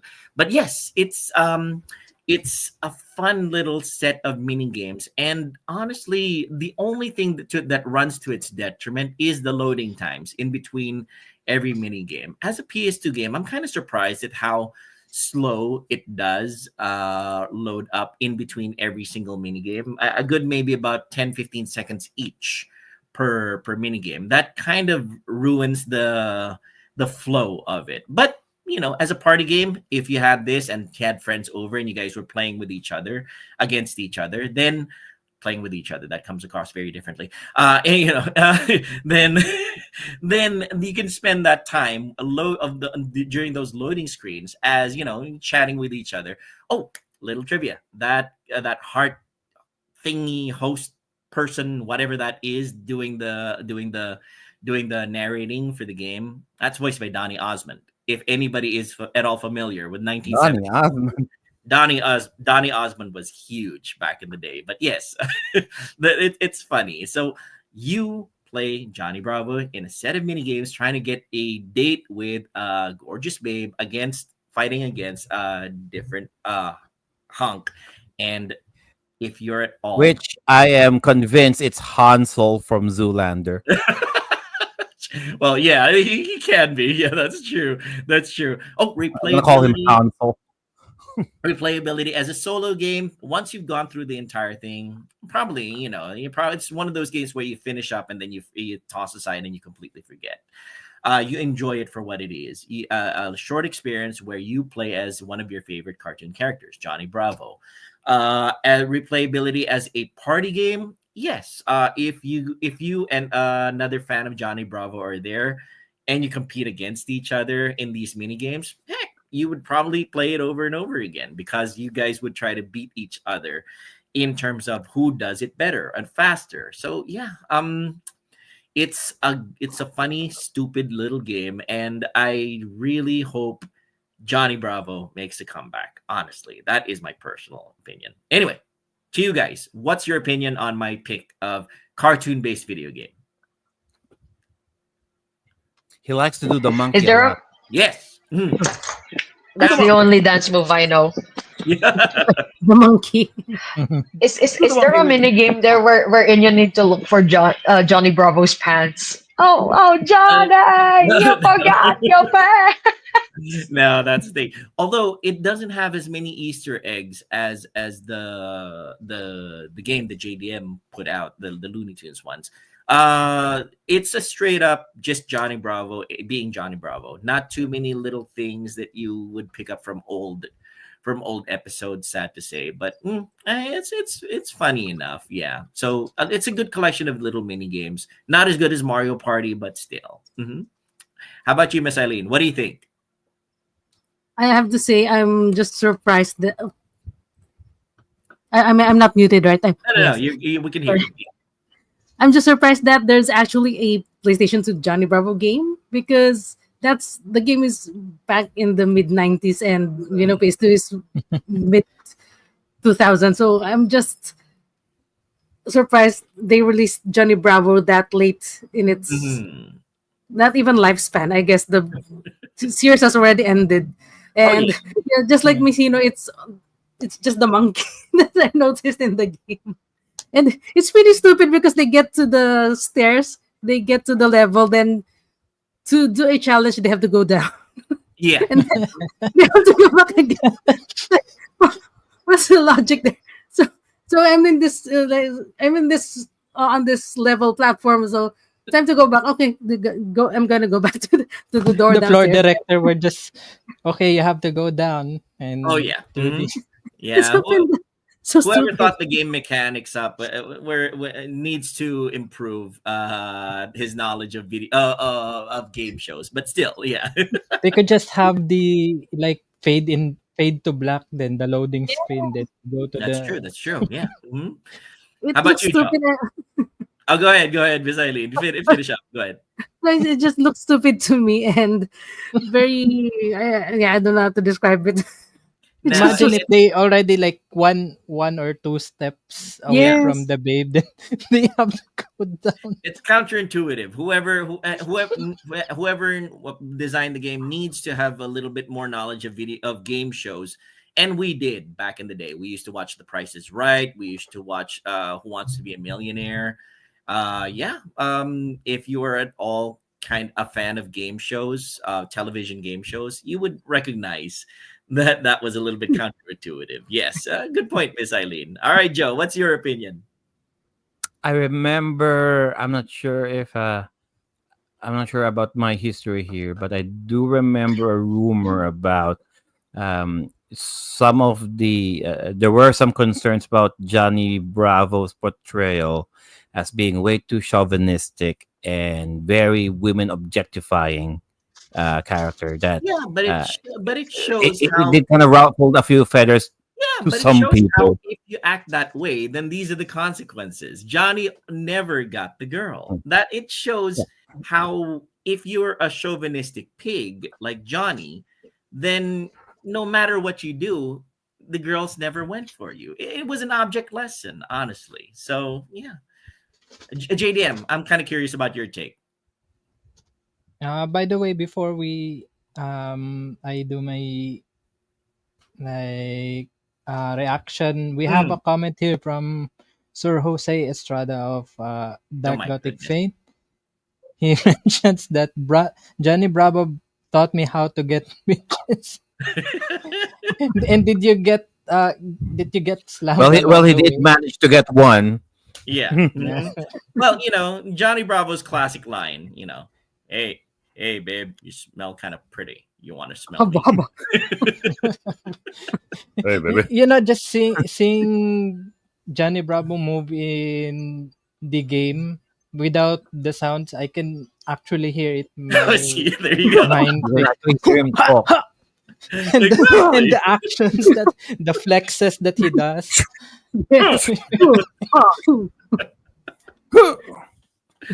It just goes to show how if you act like Johnny, you never get the girl. You're not if you're narcissistic, if you're chauvinistic, if you only think if you're a complete absolute mama's boy who has no regard for his own growth.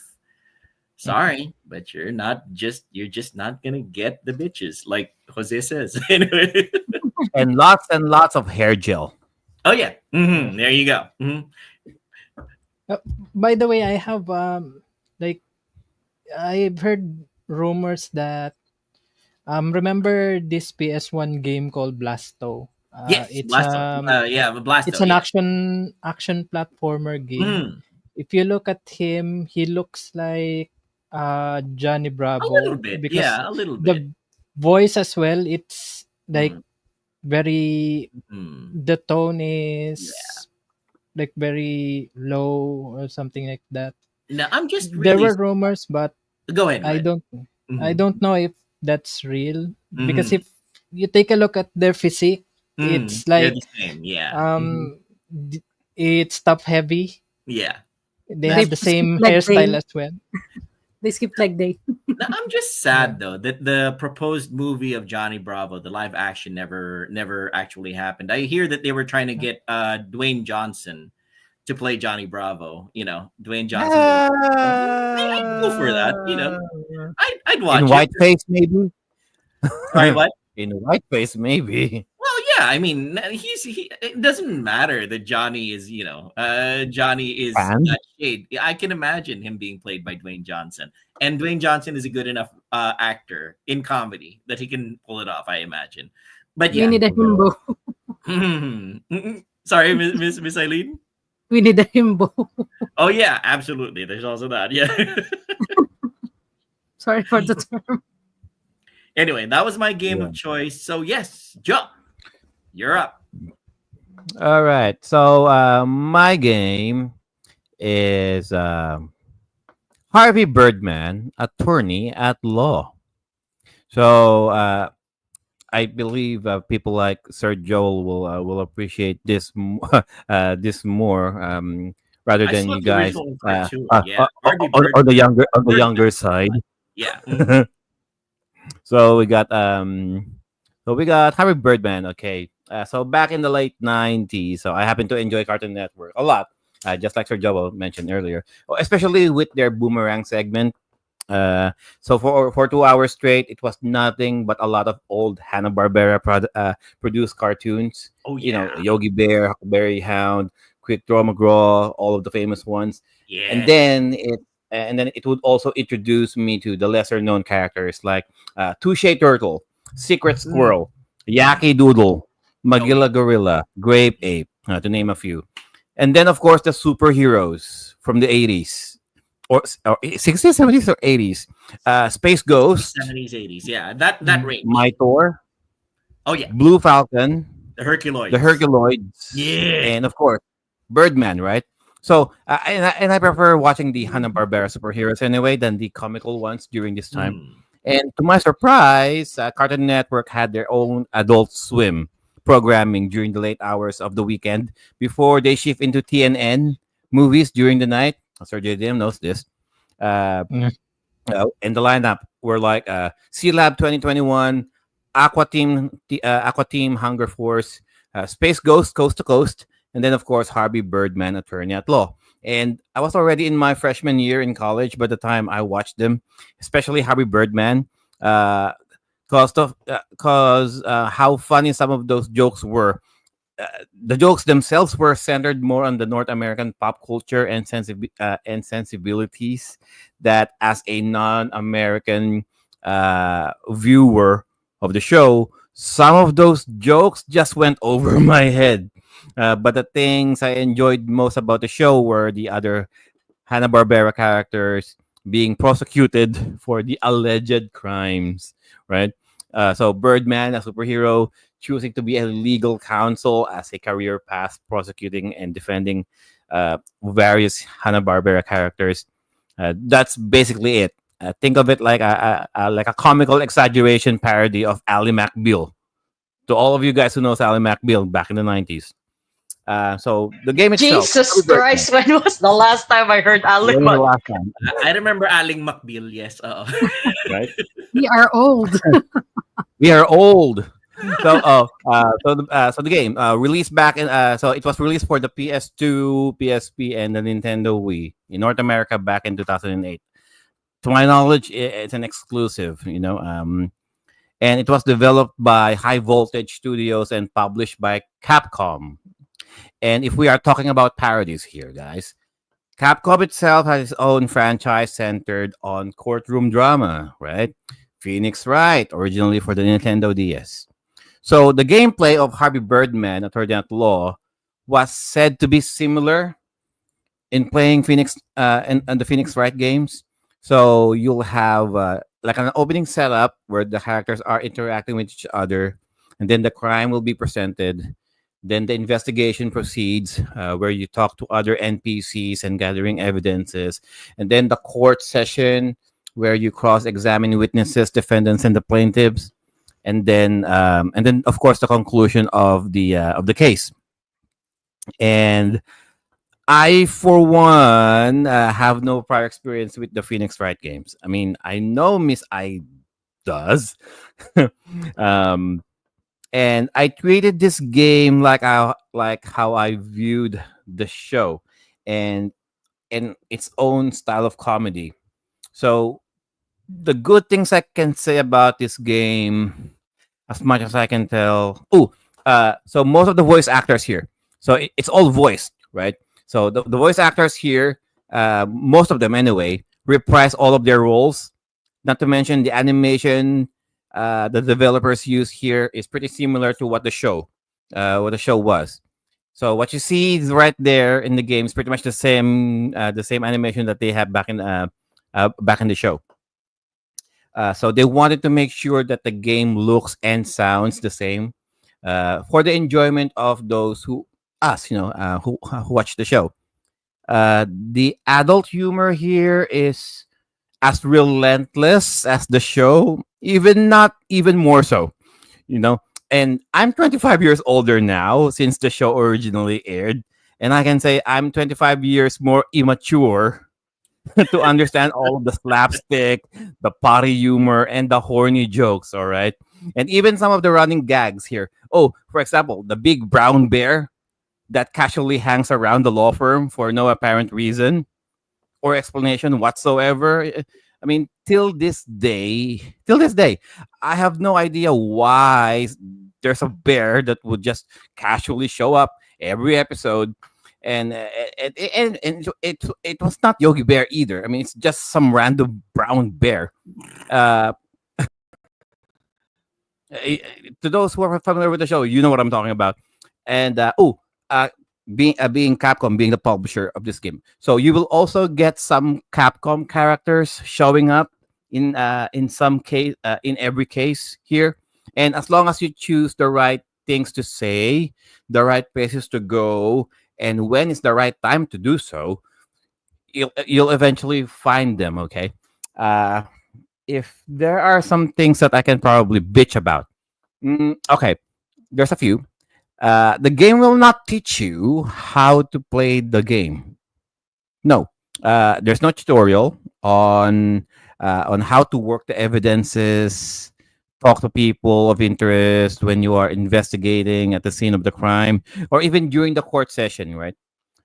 It is not enough that you are familiar with the insanity of the show, but the game somewhat assumes that you already played enough Phoenix Wright to understand the legal proceedings of the cases.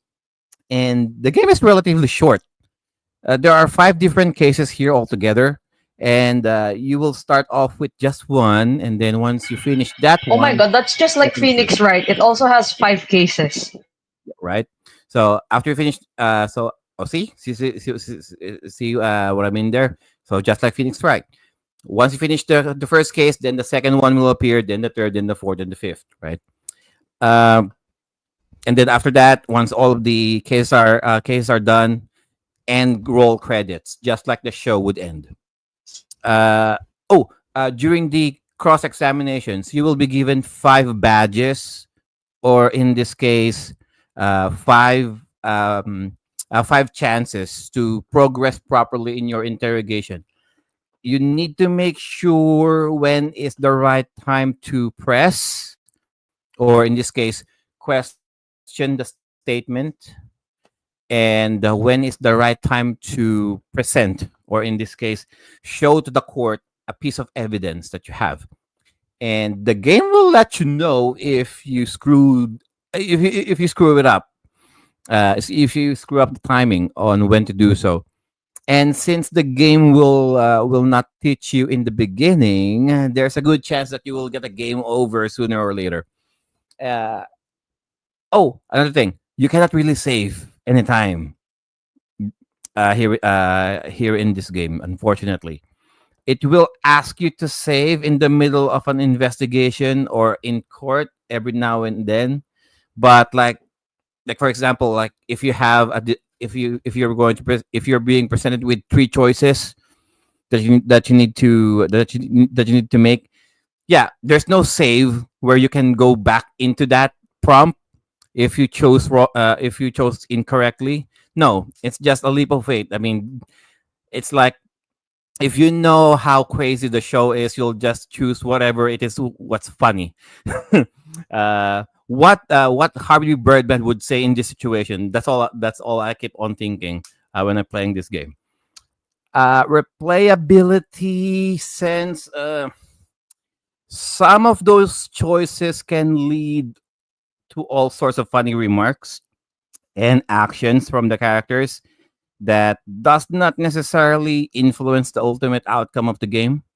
If you are curious enough, you can sabotage yourself purposely, just to go back to the prompts that I mentioned, where you are being asked to choose what to say or do. The cutscenes. Okay, the cutscenes here. You can also you also have the option to repeat them as many as you wish, because sometimes it could be a stupid gag, or it could be an instrumental. It could be instrumental to the case, just in case you missed a few, if you missed what they said, or if you missed a certain detail in the background. In conclusion, I had fun with this game because the developers knew better to give an interactive game to those who are fans of the show. Just like Sir Joe mentioned, if you don't pander to the right people, then who are you pandering to, right? So that being said, I had to use a game guide to finish this game, only because I have no idea what the hell I was doing, on account of I know jack shit anything about Phoenix Wright.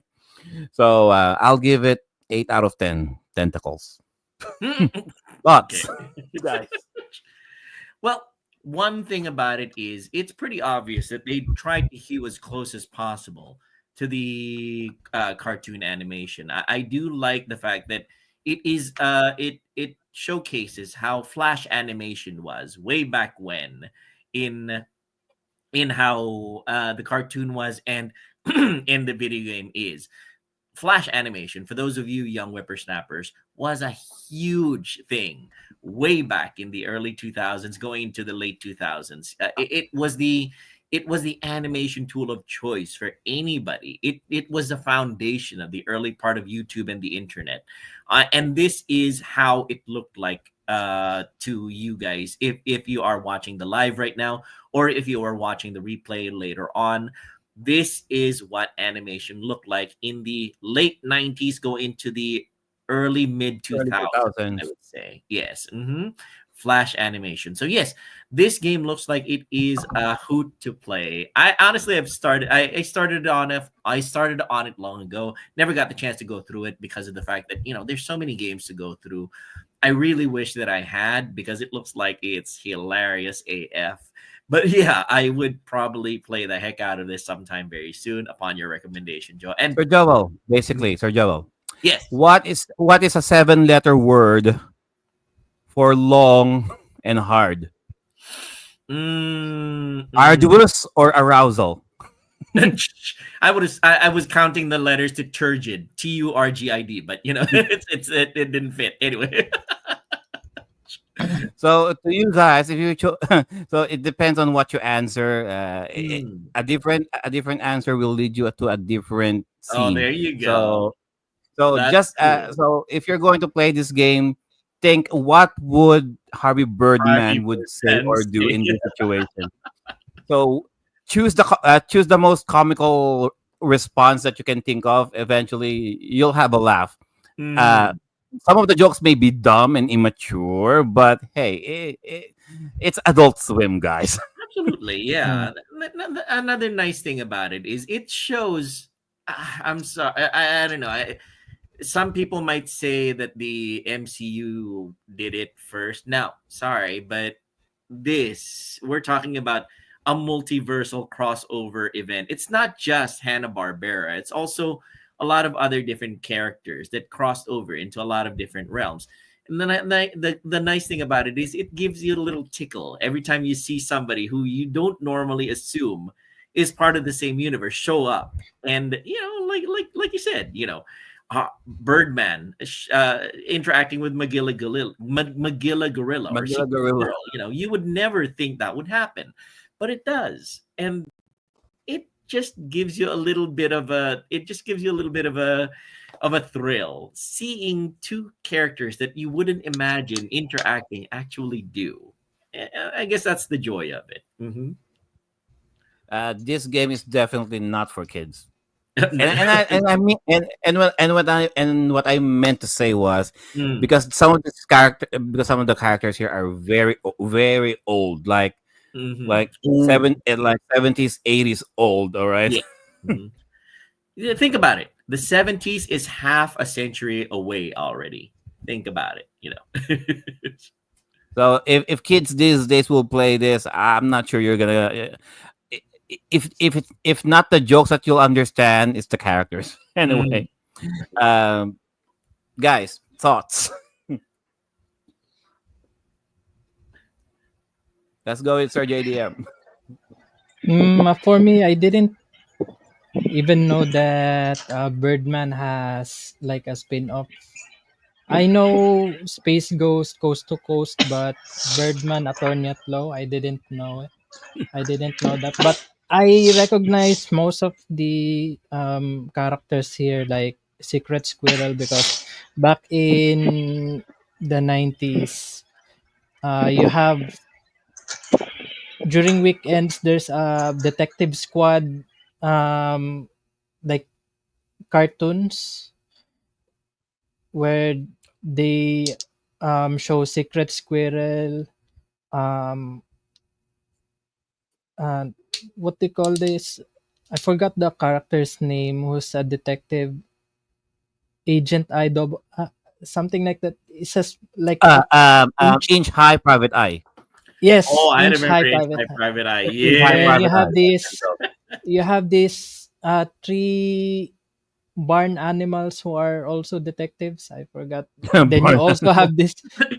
You also have this Droopy and Oh, yeah. his Mhm. son. Droopy. Yeah, yes, Droopy. Yeah, I remember those Droopy and his detective. son. Yeah, the Yeah. detective Droopy. Mm. So yeah, I recognize those characters. Man, it's so old. Yeah. I saw it back in UAE in 1908 and 99 because you have Cartoon Network from 5 a.m. up until 7:30 p.m. in the evening, and then from 7:30 to 5 a.m. it's going to be TNT or Turner's. I don't remember. It's TNT where they show old movies from the 50s up until the 80s. Yes. Oh, I even remember Apache Chief showing up in Harvey Birdman, Attorney at Law. Yeah, I saw that one episode. You guys might not recognize Apache Chief. He was one of the characters in the Super Friends. Miss Hino and Miss Eileen. Apache Chief. Yes. Chuck. Yeah, in Nick Chuck. Yeah, Miss Hino and Miss Eileen have no idea what we're talking about here because we're talking like old school cartoons. Yeah, This is old school cartoon. Like old. yeah. Hmm. I Um, vaguely remember the Adult Swim shows. Now during that time I was still younger, so I can't really stay up late. So I when I'm seeing some of the characters in the previous, I was like, oh no, I'm familiar with that. I think I tried watching some of them, and everything just flew over my head. I Ah, really can't understand any of the jokes, the quips, and whatnot. But looking at it right now, I actually wanna jump into no. the Here's an Adult example. Swim shows Yeah, here's an example, Miss and also Eileen. the game. Sorry, Miss Hino. Here's an example. Apache Chief is a superhero in the Super Friends cartoon series, where his main power is that when he recites a magical word in Nick Chuck, he grows, I think, 50 feet tall, and yes. included with that is super Is that the strength. blonde one with the guitar? No. No, that would No, be which one? What? Wait, yeah, let me that would look be for what he looks like. oh shoot, yeah, Apache. That one I remember. It's Justice Friends, if I remember correctly, what you're thinking about. Ah, okay. Yeah, Go ahead, the continue. big now Apache Chief is I remember him showing up in Harvey Birdman, and his main point is that he's bringing a suit because he spilled hot coffee on himself and he lost the ability to grow that part. So that's it's a little reference to it's a little reference to a famous case here in the United States about how a lady bought coffee at McDonald's, and when she was wrapping McDonald's. it fell Oh off my! and it burned. So it They shows made how a it kind joke of, of. yeah, Oh, so it shows how it kind of connects to popular culture of the time. But yes, the Apache chief brought a suit about how he spilled hot coffee on himself and he found himself unable to grow that part. But yeah, one of the things that happened during the case was that a beautiful lady made an impassioned speech and he regained the ability again. Anyway, See that? See in the screen right there. There's a bear there. oh yeah, there it is. No one. I mean, no one's talking about what's this bear's doing. It's just hanging around. Heck, Just maybe the hanging bear around the lived law there firm. before Harvey started his law The firm. smiling brown bear. Yeah, Is it no, stoned? maybe that was his home before Harvey made it into his office. I don't know. Miss I, any thoughts, remarks about this game?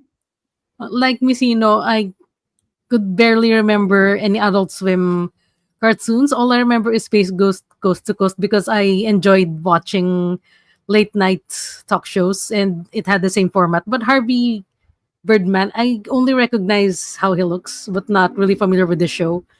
I would say I would like to try this game, even though I'm a lazy reader and I ain't got no time. But I'm very curious about the pop culture references, Oh, me and Falcon, very cool. I want to know if I will get the references because as an adult now, I recognize Mhm. adult humor and what they're referencing. And I don't know about that McDonald's I coffee call stuff. bullshit on that. You played Phoenix, right? You can do Yes, this game. agreed. Yes, you played No, Phoenix. Right. You can handle this. I did not finish You the can game. handle I this. got no time to read. I bought it because it's on sale. But that's just it. Mhm. Oh, there But you go. then it's interesting that Phoenix Wright and this game are both made by Capcom. I guess Mm, that's where they got the gameplay pattern. yeah. But I really want to try this game just to know if I could get the references and actually have a laugh. And I want See, to acknowledge Jason Santiago and the audience right now. Jason says, napanood ko yun dati sa Adult Swim doon sa Cartoon Network. Translated, it says, he saw this series in Adult Swim back in Cartoon Network. Yep, that's basically where we got familiar with these characters. And for the kids who grew up watching, they also got an education on what classic cartoons were all about too. So like Joe says, there you go. all right. So we'll just do our quick ad break, and then we'll do our lightning round for the show. So let's take it away with StreamYard and BitMap Books, shall we? Start your own online live streams, webinars, podcasts, online classes, and virtual presentations with StreamYard. By using StreamYard's user-friendly interface, you can also do simultaneous multi-streaming if you have accounts to Facebook, YouTube, Twitch, and other platforms. If live streaming is not your style, video and audio recordings are also available, especially with those who have variable and inconsistent internet connections. The finished output will still come out as clear and well articulated exactly as you originally intended. You can also customize the appearance of your presentation, like green screen effects, facial touch-ups to smoothen out those facial blemishes, multiple cameras for multiple guests joining in the discussion, your own wallpaper on the background, adding your own logo as a watermark, sharing videos from your own computer or other website for added visual aids with or without audio, uploading your own background music if you wish to set the mood when talking, and lots more. Before you can enjoy all of the wonderful full features of StreamYard, you can start with a 14-day free trial by using our link. Not only that you are supporting the Timeless Gamer Show, but you can see it for yourself how easy it is using StreamYard. Do you like playing video games? Do you like reading about history? Do you like learning about video game history? then you should give yourself the gift of owning some video game history books from BitMap. Since 2014, BitMap Books have published numerous colorful and well-detailed hardbound books about video games ranging from the different video game consoles of old and the various video game genres that will surely pique the interest of its core fanbase. BitMap's team of global video game journalists, players, and illustrators have produced numerous award-winning titles that celebrate the software, hardware, and developers that laid down the foundations for the billion-dollar video game industry we all know and love today. International shipping is also available with careful and considerate packaging from BitMap Books. If you don't want to take my word for it, then you can believe the people, almost 10,000 satisfied customers who submitted their glowing written reviews and video reviews after receiving their books from BitMap.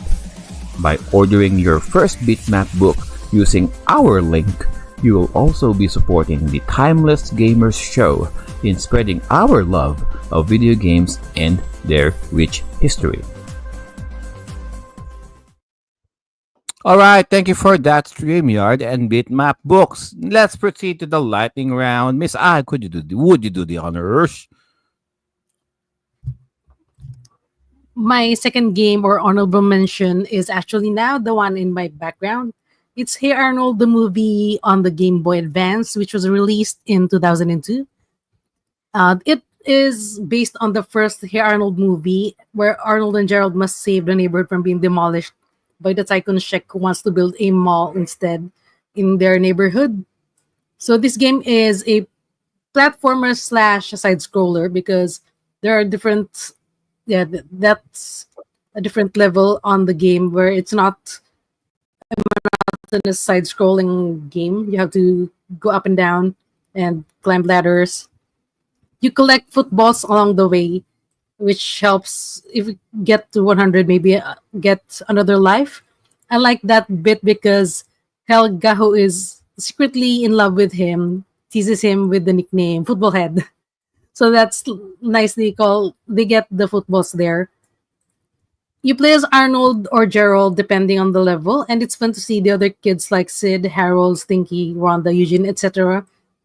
This game is quite fun, and I would say the challenge is more on the bosses. The level, not so much. Maybe you could die on your first playthrough on a level or stage if you don't know the format or the layout of the level, because there was one area where I thought it was just a continuous floor, but it was actually a pit, bottomless pit or something.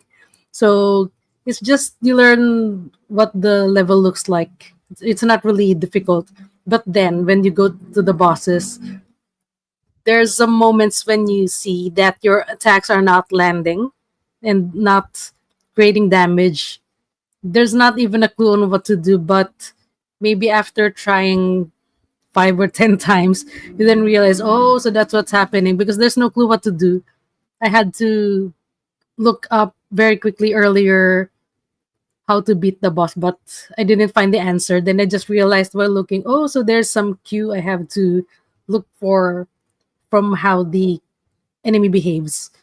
So I would say it's for kids, but when it comes to the boss, it kind of challenges the kids a bit. But then we must not underestimate kids, because we know as we get older, some of the games we played quite easily as children are now actually difficult for us for some reason. Maybe our reflexes have changed or something. So I wouldn't say it's completely for kids or completely for adults. Maybe a bit of both. And for replayability, if you're a Hey Arnold fan and want something easy to play on the go, you could play this game because it's on the GBA, it's portable, and what do you call this? Not to again, well, okay, I'll just say the word emulation. You can take it with you on your phone. It's easily emulate. You can easily emulate it, so it makes it something short that you can enjoy maybe on the road or on a commute or something. But then you could not, let's say, do another playthrough after finishing one because it becomes redundant. It's not too exciting to do again. For nostalgia purposes, you could play this game once. Then, if you want to revisit, maybe after quite some time, but not immediately after. And I would say again, it's just the nostalgia factor. I grew up with Hey Arnold, and it's, I would say, maybe one or maybe number one of my favorite cartoons ever because it's the only one I actually bought a DVD of. And when it comes to the Hey movie, Arnold. I have to. It's been a long while since I saw the movie because I want to watch the entire series first and finish all the episodes before jumping into the first movie, not the Jungle movie, the very first movie in the mid 2000s. So if I want to compare the storyline with the game, if it was followed exactly, I can't say at this moment, but maybe later down the line when I watch the movie, I could tell. And what I like about this is they got screenshots from the movie. It's not redrawn or something. Remember, old cartoons were hand drawn, so it kept that texture and atmosphere of the old 90s uh, vibe of hand drawn cartoons with the screenshots. They did not remake them, they just took screenshots. Well, and since this is the GBA with the hardware limitations, they couldn't get video clips. So screenshots was the best that they could get. That's it for my very quick lightning round. I hope All other right. fans recognizes this. All right. Thank you for that, Miss I. How about Miss Hinu? What you got? For my lightning round, it's gonna be Patrick Star game. It's a sandbox game, and it's released on most modern consoles, so it's fairly accessible to players. Now, this is a sandbox game slash open world.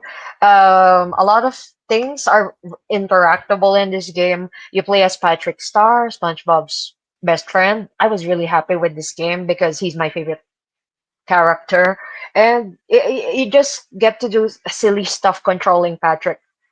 My favorite feature of the game, you can sit down on the benches. I always want sandbox slash open world games to have the ability for the characters to sit down on benches. It's such a role playing um a thing of mine, and I'm just happy. So yeah, you can see here different gameplays.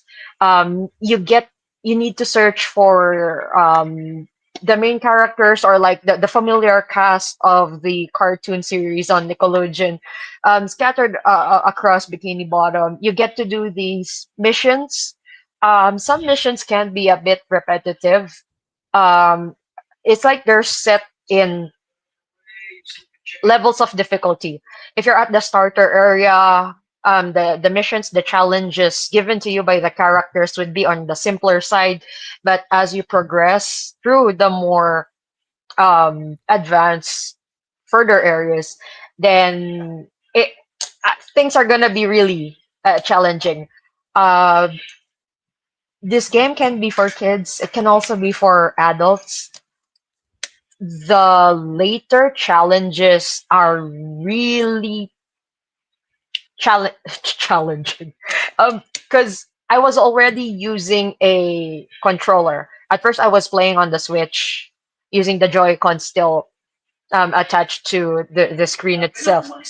But then I don't know, maybe there was a lag or whatever. I had to use a Bluetooth controller to play the game, and still, it was really challenging. Some of the mini games were time bound. Some were racing games again, so those were really challenging for me.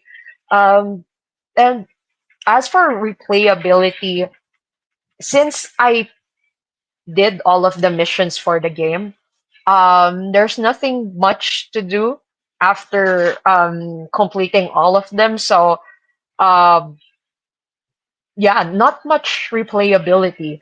But when it comes to, just roaming around Bikini Bottom, super fun, really, really fun. And there's nostalgia factor a lot.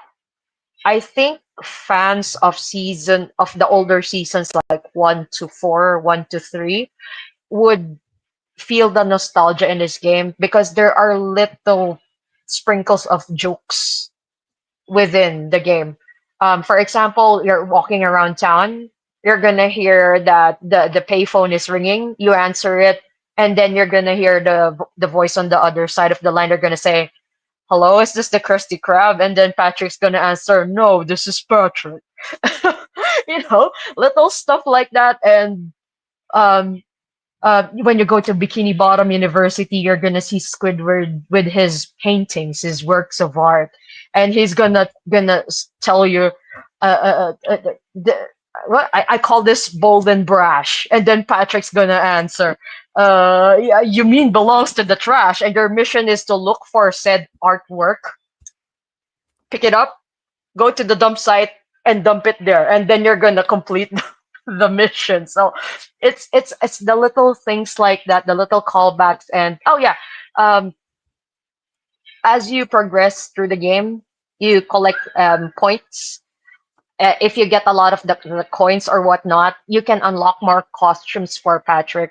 So it's just fun seeing him and all of the different costumes that you can also see in the game. So yeah, fun game, challenging at times, very accessible right now to a lot of people, and I hope they make more spin-off games. Maybe one for Squidward would would work out since we already had a ton of games featuring SpongeBob. So that's gonna be it for me in this lightning round. Back to you guys. I want Squidward. Squidward. So basically, Squidward and the Clarinet Simulator, something like You, that. you were saying, Miss Eileen. I thought you were about to say something. Oh, I said I want Squidward. Squidward's actually my favorite because I Like, can relate to him, the grumpy old man. yeah, the older we get, the more we relate to Squidward, honestly. Yeah. And the thing Yes. about it is, I do remember. I haven't delved too much into SpongeBob, the cartoon, but I did read a horror comic book about about SpongeBob and Bikini Bottom and everything, and about how the Krabby Patties that Mr. Krabs actually made was actually made from Patrick's flesh, because he's a starfish and he regenerates. But still, anyway, it's it's how much the internet has ruined us. So yes, good choice, Miss Hinu. There you go. Sergio DM, what you got? So for me in this round, I'm going to talk about Futurama, the game from 1999 for the PS2 and Xbox, the original Xbox. And this is one of those rare and expensive PS2 games because it was released really limited copies were sold because by the time it was released, it didn't really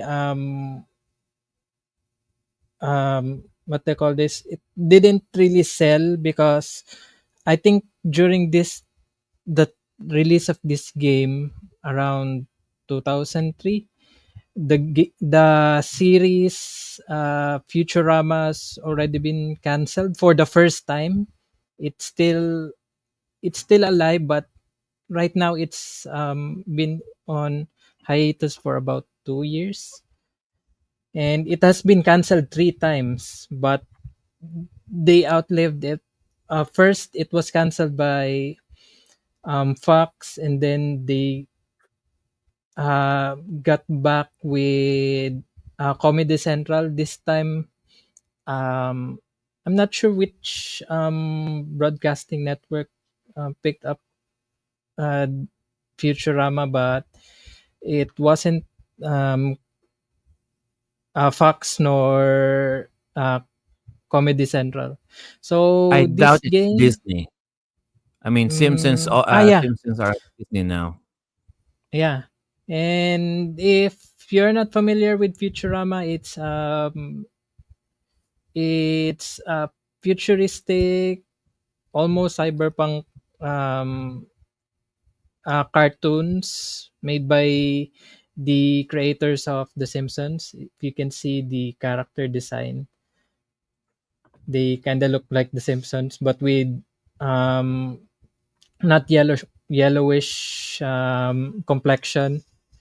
And here, this is a action platformer game, and you play as different characters in the series, like Philip J. Fry, uh, Turangalila, and Bender. Bender. Yeah, you can also play as Zoidberg, their um, company doctor. And the plot is um, Planet Express, the company that is owned by the professor um, Farnsworth. Um, it was sold to Mom's Corp. It was Mom, yeah. sold to Mom's Corp. Yeah, and then they tried to get the company back, but they need to ride their spaceship, but it's broken, so they have to collect like a dark matter energy generator to make the ship work. So you have to defy these obstacles like robots and mutants in the underground. By the way, the sewers here is just New York City. They just made like a new platform to create New York. So um, this is a 3D action platformer game like the ones um, I played earlier, the Bugs Bunny game, and the others like Rugrats and Dexter's Laboratory. And so here you need to collect items, and you need to save Nibblers, the one in the lower left screen. That is race of um, like alien dogs with a third eye, which is serves as a pet for one of the characters, Lila. The one in the screen right now, for uh, those of you who are watching the video. And each character has their own different playing styles. Philip J. Fry can use ray gun. This here, Lila can do martial arts. She's also the captain of the Planet Express ship. And the other one is Bender, also known as Bender Bending Rodriguez, who's a robot who's That's his real name, by and the way. yes, because he was made from Tijuana, Mexico. Mexico. And they have different play styles. Lila can do martial arts, and then Bender can. Most of his gameplay is platform based, so he can't really you do any attacks aside from dash or spin around like Crash Bandicoot. But he can jump higher than the other characters. So what they're trying to do is they're trying to get back Planet Express from Mom's Corp, and before they could do that, they need to get dark matter energy for their ship. So they have to do this adventure to search for a dark matter energy generator, which is situated somewhere in the sun. So they have to help these sun people to get the uh, to do some fetch quests so they could help them get the generator that they need for their ship. And what I like about this game is they really tried to get all of the original voice actors for the game.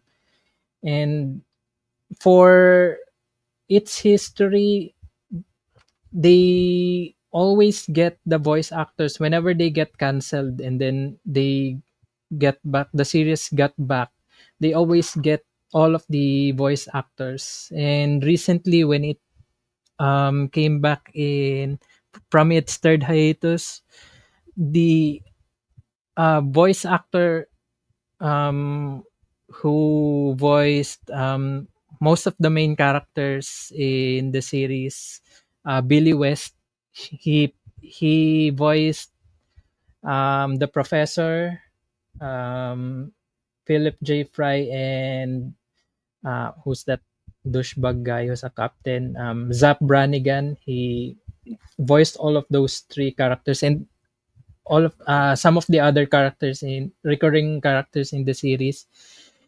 He mentioned that he will never do um, Futurama episode without the other characters, voice actors like Katie Sagal, um, John DiMaggio, who voices Homer. If I'm not, Oh, Homer is yeah. Dan Castellaneta. No.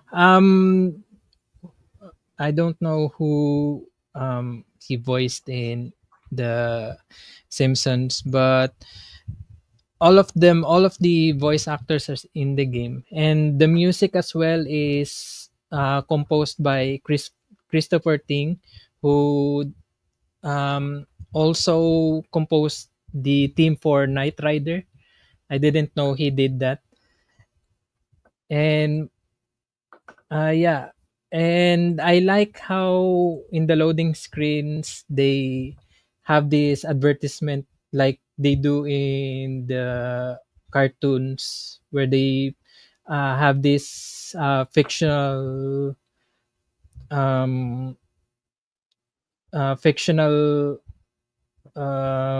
products like slurms and those other like a um, parody of real-time consumer products like cereals and energy drinks. And I like the humor. It's wacky. It's and sometimes um it's not your typical um child cartoon like Looney Tunes and Disney. It's more of an adult um themed. like that. So yeah, yeah, Mom's robot oil. yeah. Which is made from um fish oil from anchovies, which was already extinct because of Zoidberg.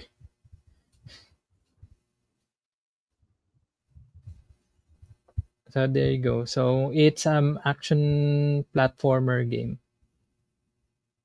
All right. Futurama, the video game, guys. Next up, we got Sir Joel. What you got, Sir Joel? All right.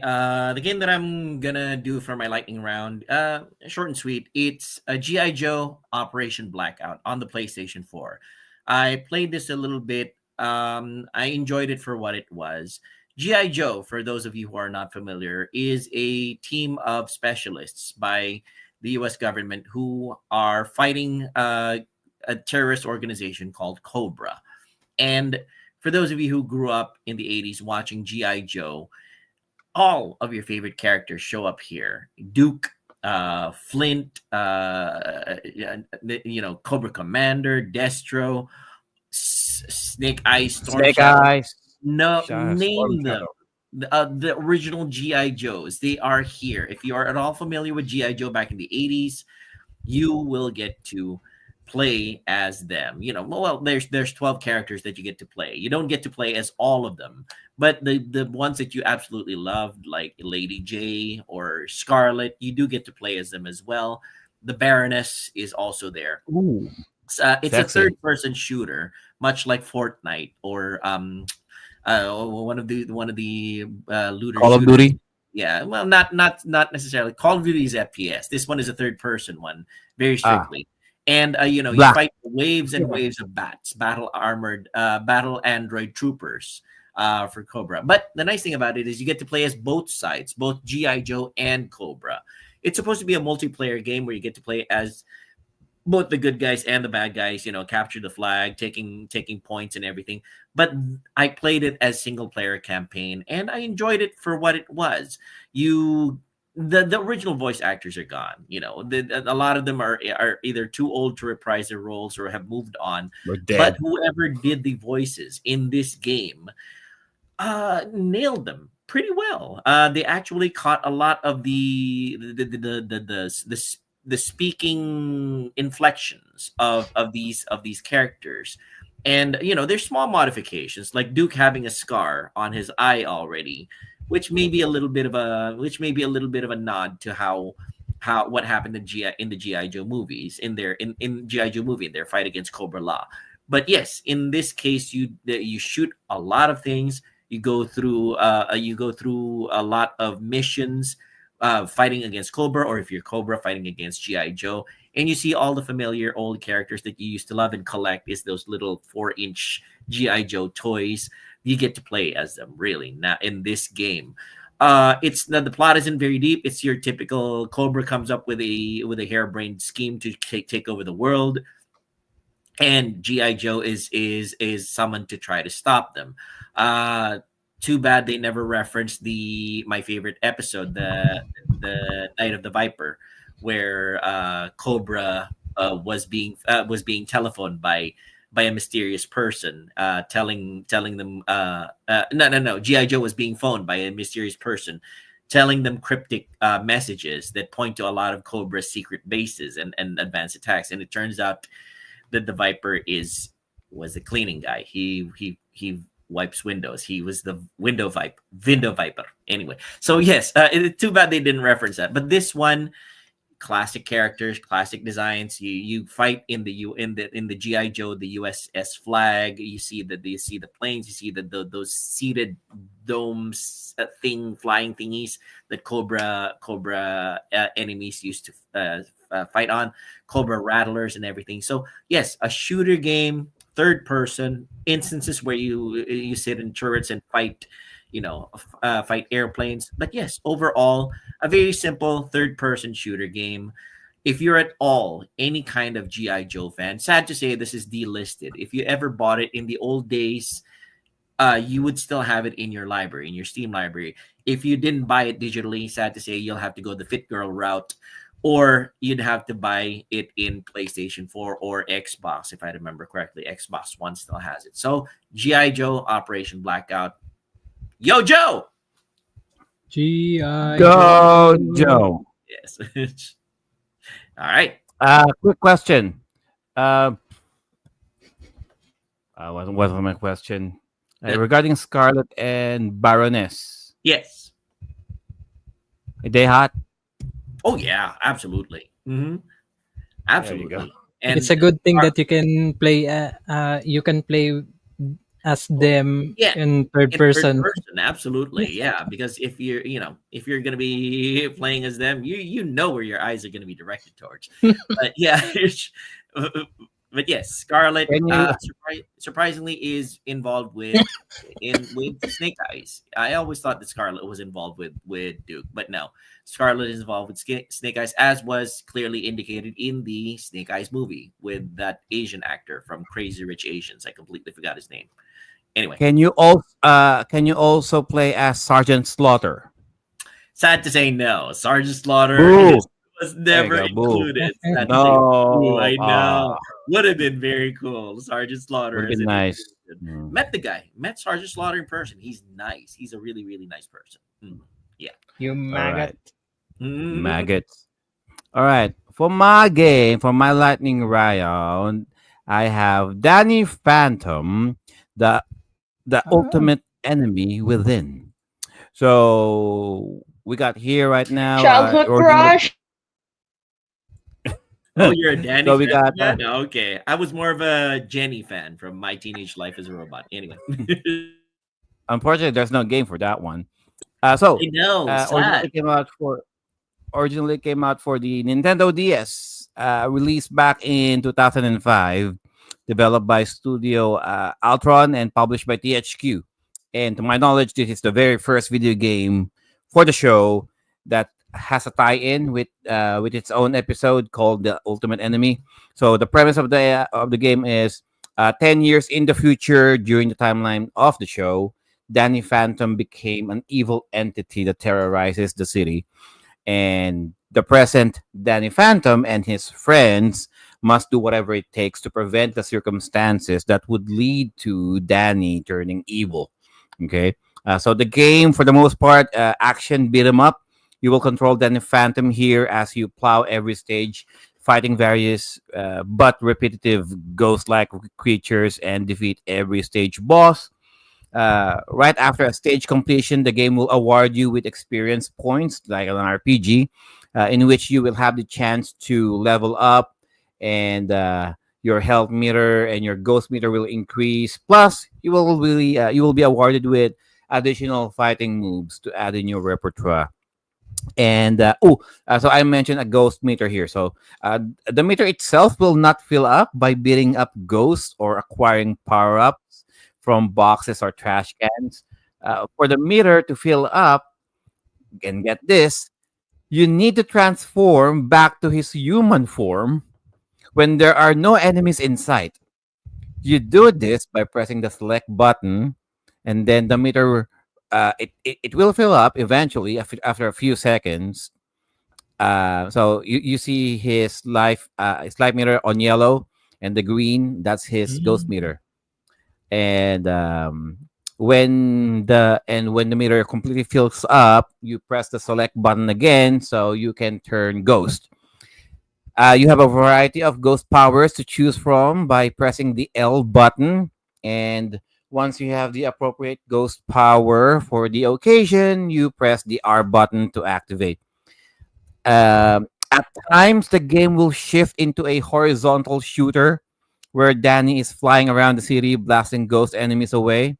And to me, when I played this the first time, I found it odd because the ability to fly and discharging projectiles are not part of your default move set during the beat 'em up portion. And I'm like, in the show, you hardly see Danny Phantom actually uses ghost legs anyway to run, running around. Because he is a freaking ghost who can float and fly. Why did they do this here? Anyway, the game is also short with only 6 major plot stages. And even in normal mode, you can just punch and kick your way through each area, even without relying too much on your ghost powers, really. And there are infinite continues, so there is no excuse why you cannot finish this game in less than 3 hours, really.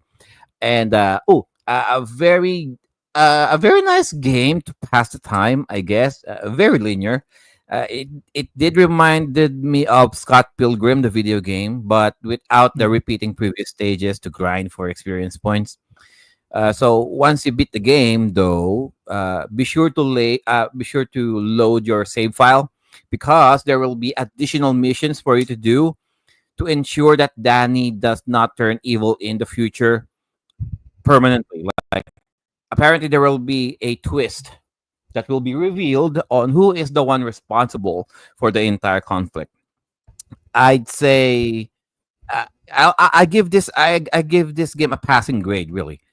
As the first video game for this Nicktoon show, I felt the developers chose the safe route, making sure just doing enough to make the game engaging and as close to the feel of the show.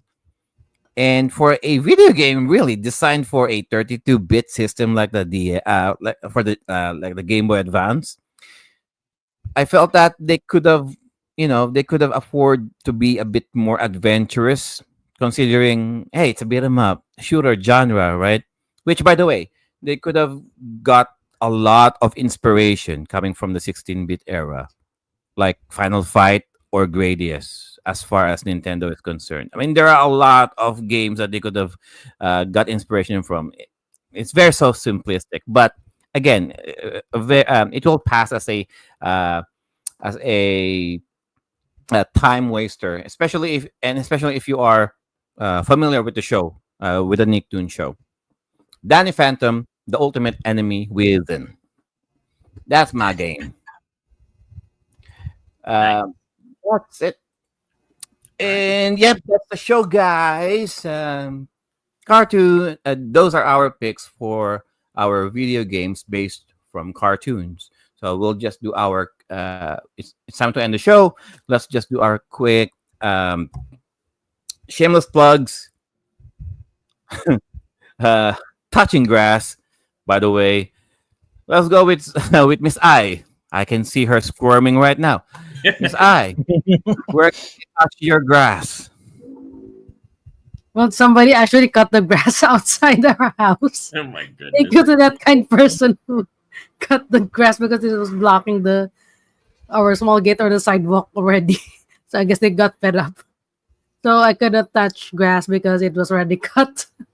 And you could not find me anywhere yet because I haven't been into streaming lately. Been very busy with life. But if you want to catch my old VODs, videos on demand, you can look up my YouTube and Slim Porter with all the previous streams uploaded there. Which I don't think they're recorded there anymore because it's been past due date or something. But yeah, YouTube, you can find me on YouTube. That's Enslin Porter at YouTube, guys. Thank you for that, Miss I. How about Miss Hinu? Where can they touch your grass? Um, I'm most active on Instagram. Uh, but it's at Hinotora. And you can also catch me on my Facebook page, inactive on YouTube, Twitter, and yeah, I think that's all. The four of them. At Hinotora, IG. That's where I'm most active. Back to you. All right. Thank you for that, Miss Hino. So, JDM, where can they touch your grass? Yes, before my shameless plug, I forgot that I bought something like weeks ago Nice. for Oh the yeah. Xbox Yes, 360, yourself. Splinter Cell Double Agent. It's Very the cool. fourth game in the series. As you can see, it's an Xbox because I've already defected to the Soviet Union. Yeah. I bought, Oh, nice. I bought Yes. Very what was cool. this? A Slim 360, Xbox It's 360. the best version too. Yeah. Yes, Comrade General. Nice. Mm, I'm joining the green team. So, yes. anyways, one Demarcus of 123 Go Retro. You Green, can find me. eco-friendly. Yes. Mm. Yes, Go green, and guys. I've been called the other side. So, one Mm. Demarcus of 123 Go, um, Facebook, YouTube, and Twitch. I don't stream recently, but I do upload some gaming content on my page from time to time.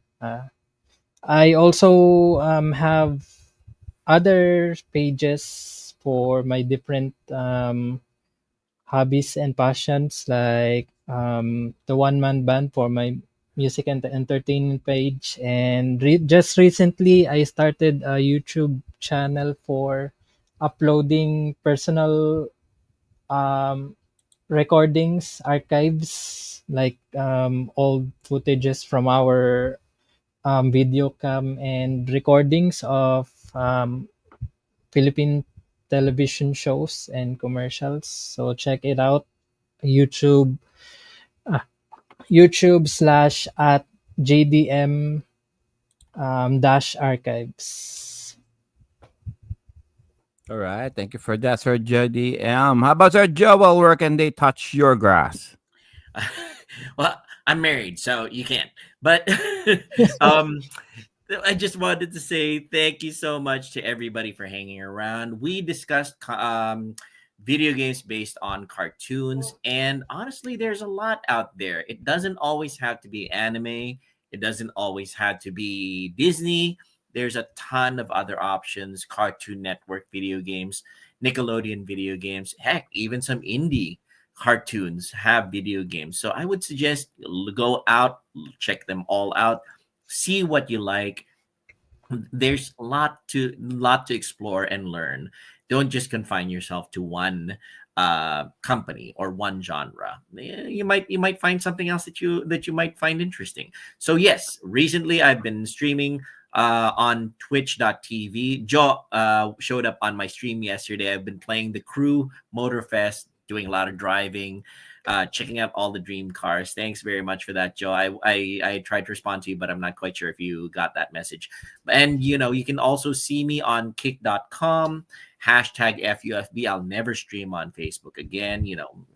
Facebook, you suck when it comes to streaming, with all your copyright strikes. But yes, always here on Timeless Gamer Show. I do my very best to show up every single chance I get, unless life gets in the way. And thank you very much, everybody, for hanging around as much as you can. Thanks very much. Back to you, Joe. All right. Thank you for that, Sir Joel. And to touch the grass of the Timeless Gamer Show, send all of your insults, remarks, suggestions, comments, whatever, by sending them to timelessgamers.show at gmail.com. You can also check us out on our website, official website, timelessgamers.com. And of course, our YouTube channel. Just type in Timeless Gamers. Timeless Gamers Show. God damn it. We're trying to scatter us. We're trying to scatter our digital imprint all over, like all of the social media out there. So just type in Timeless Gamers Show in Google. You'll find us right there. Yeah, we do our best to sow our oats wherever we can. Okay, anyway. Everywhere we can. We're whoring ourselves so much. Oh yeah, absolutely. Spreading the seed, for the grass to grow. Yeah, we're sowing the seeds of love. Anyway. So everyone can touch grass. Cross pollination. There you go. And on behalf of Sir Jose, Sir Viraj, Sir Diane, and Sir Eric, our games. Oh, and Sir Bernal Drew, of course. Our games and our bodies may grow out of date, but our gaming experiences will forever remain. Hey, timeless. All right, enjoy the weekend, guys. Shout out Neil Justin Santiago. Bye.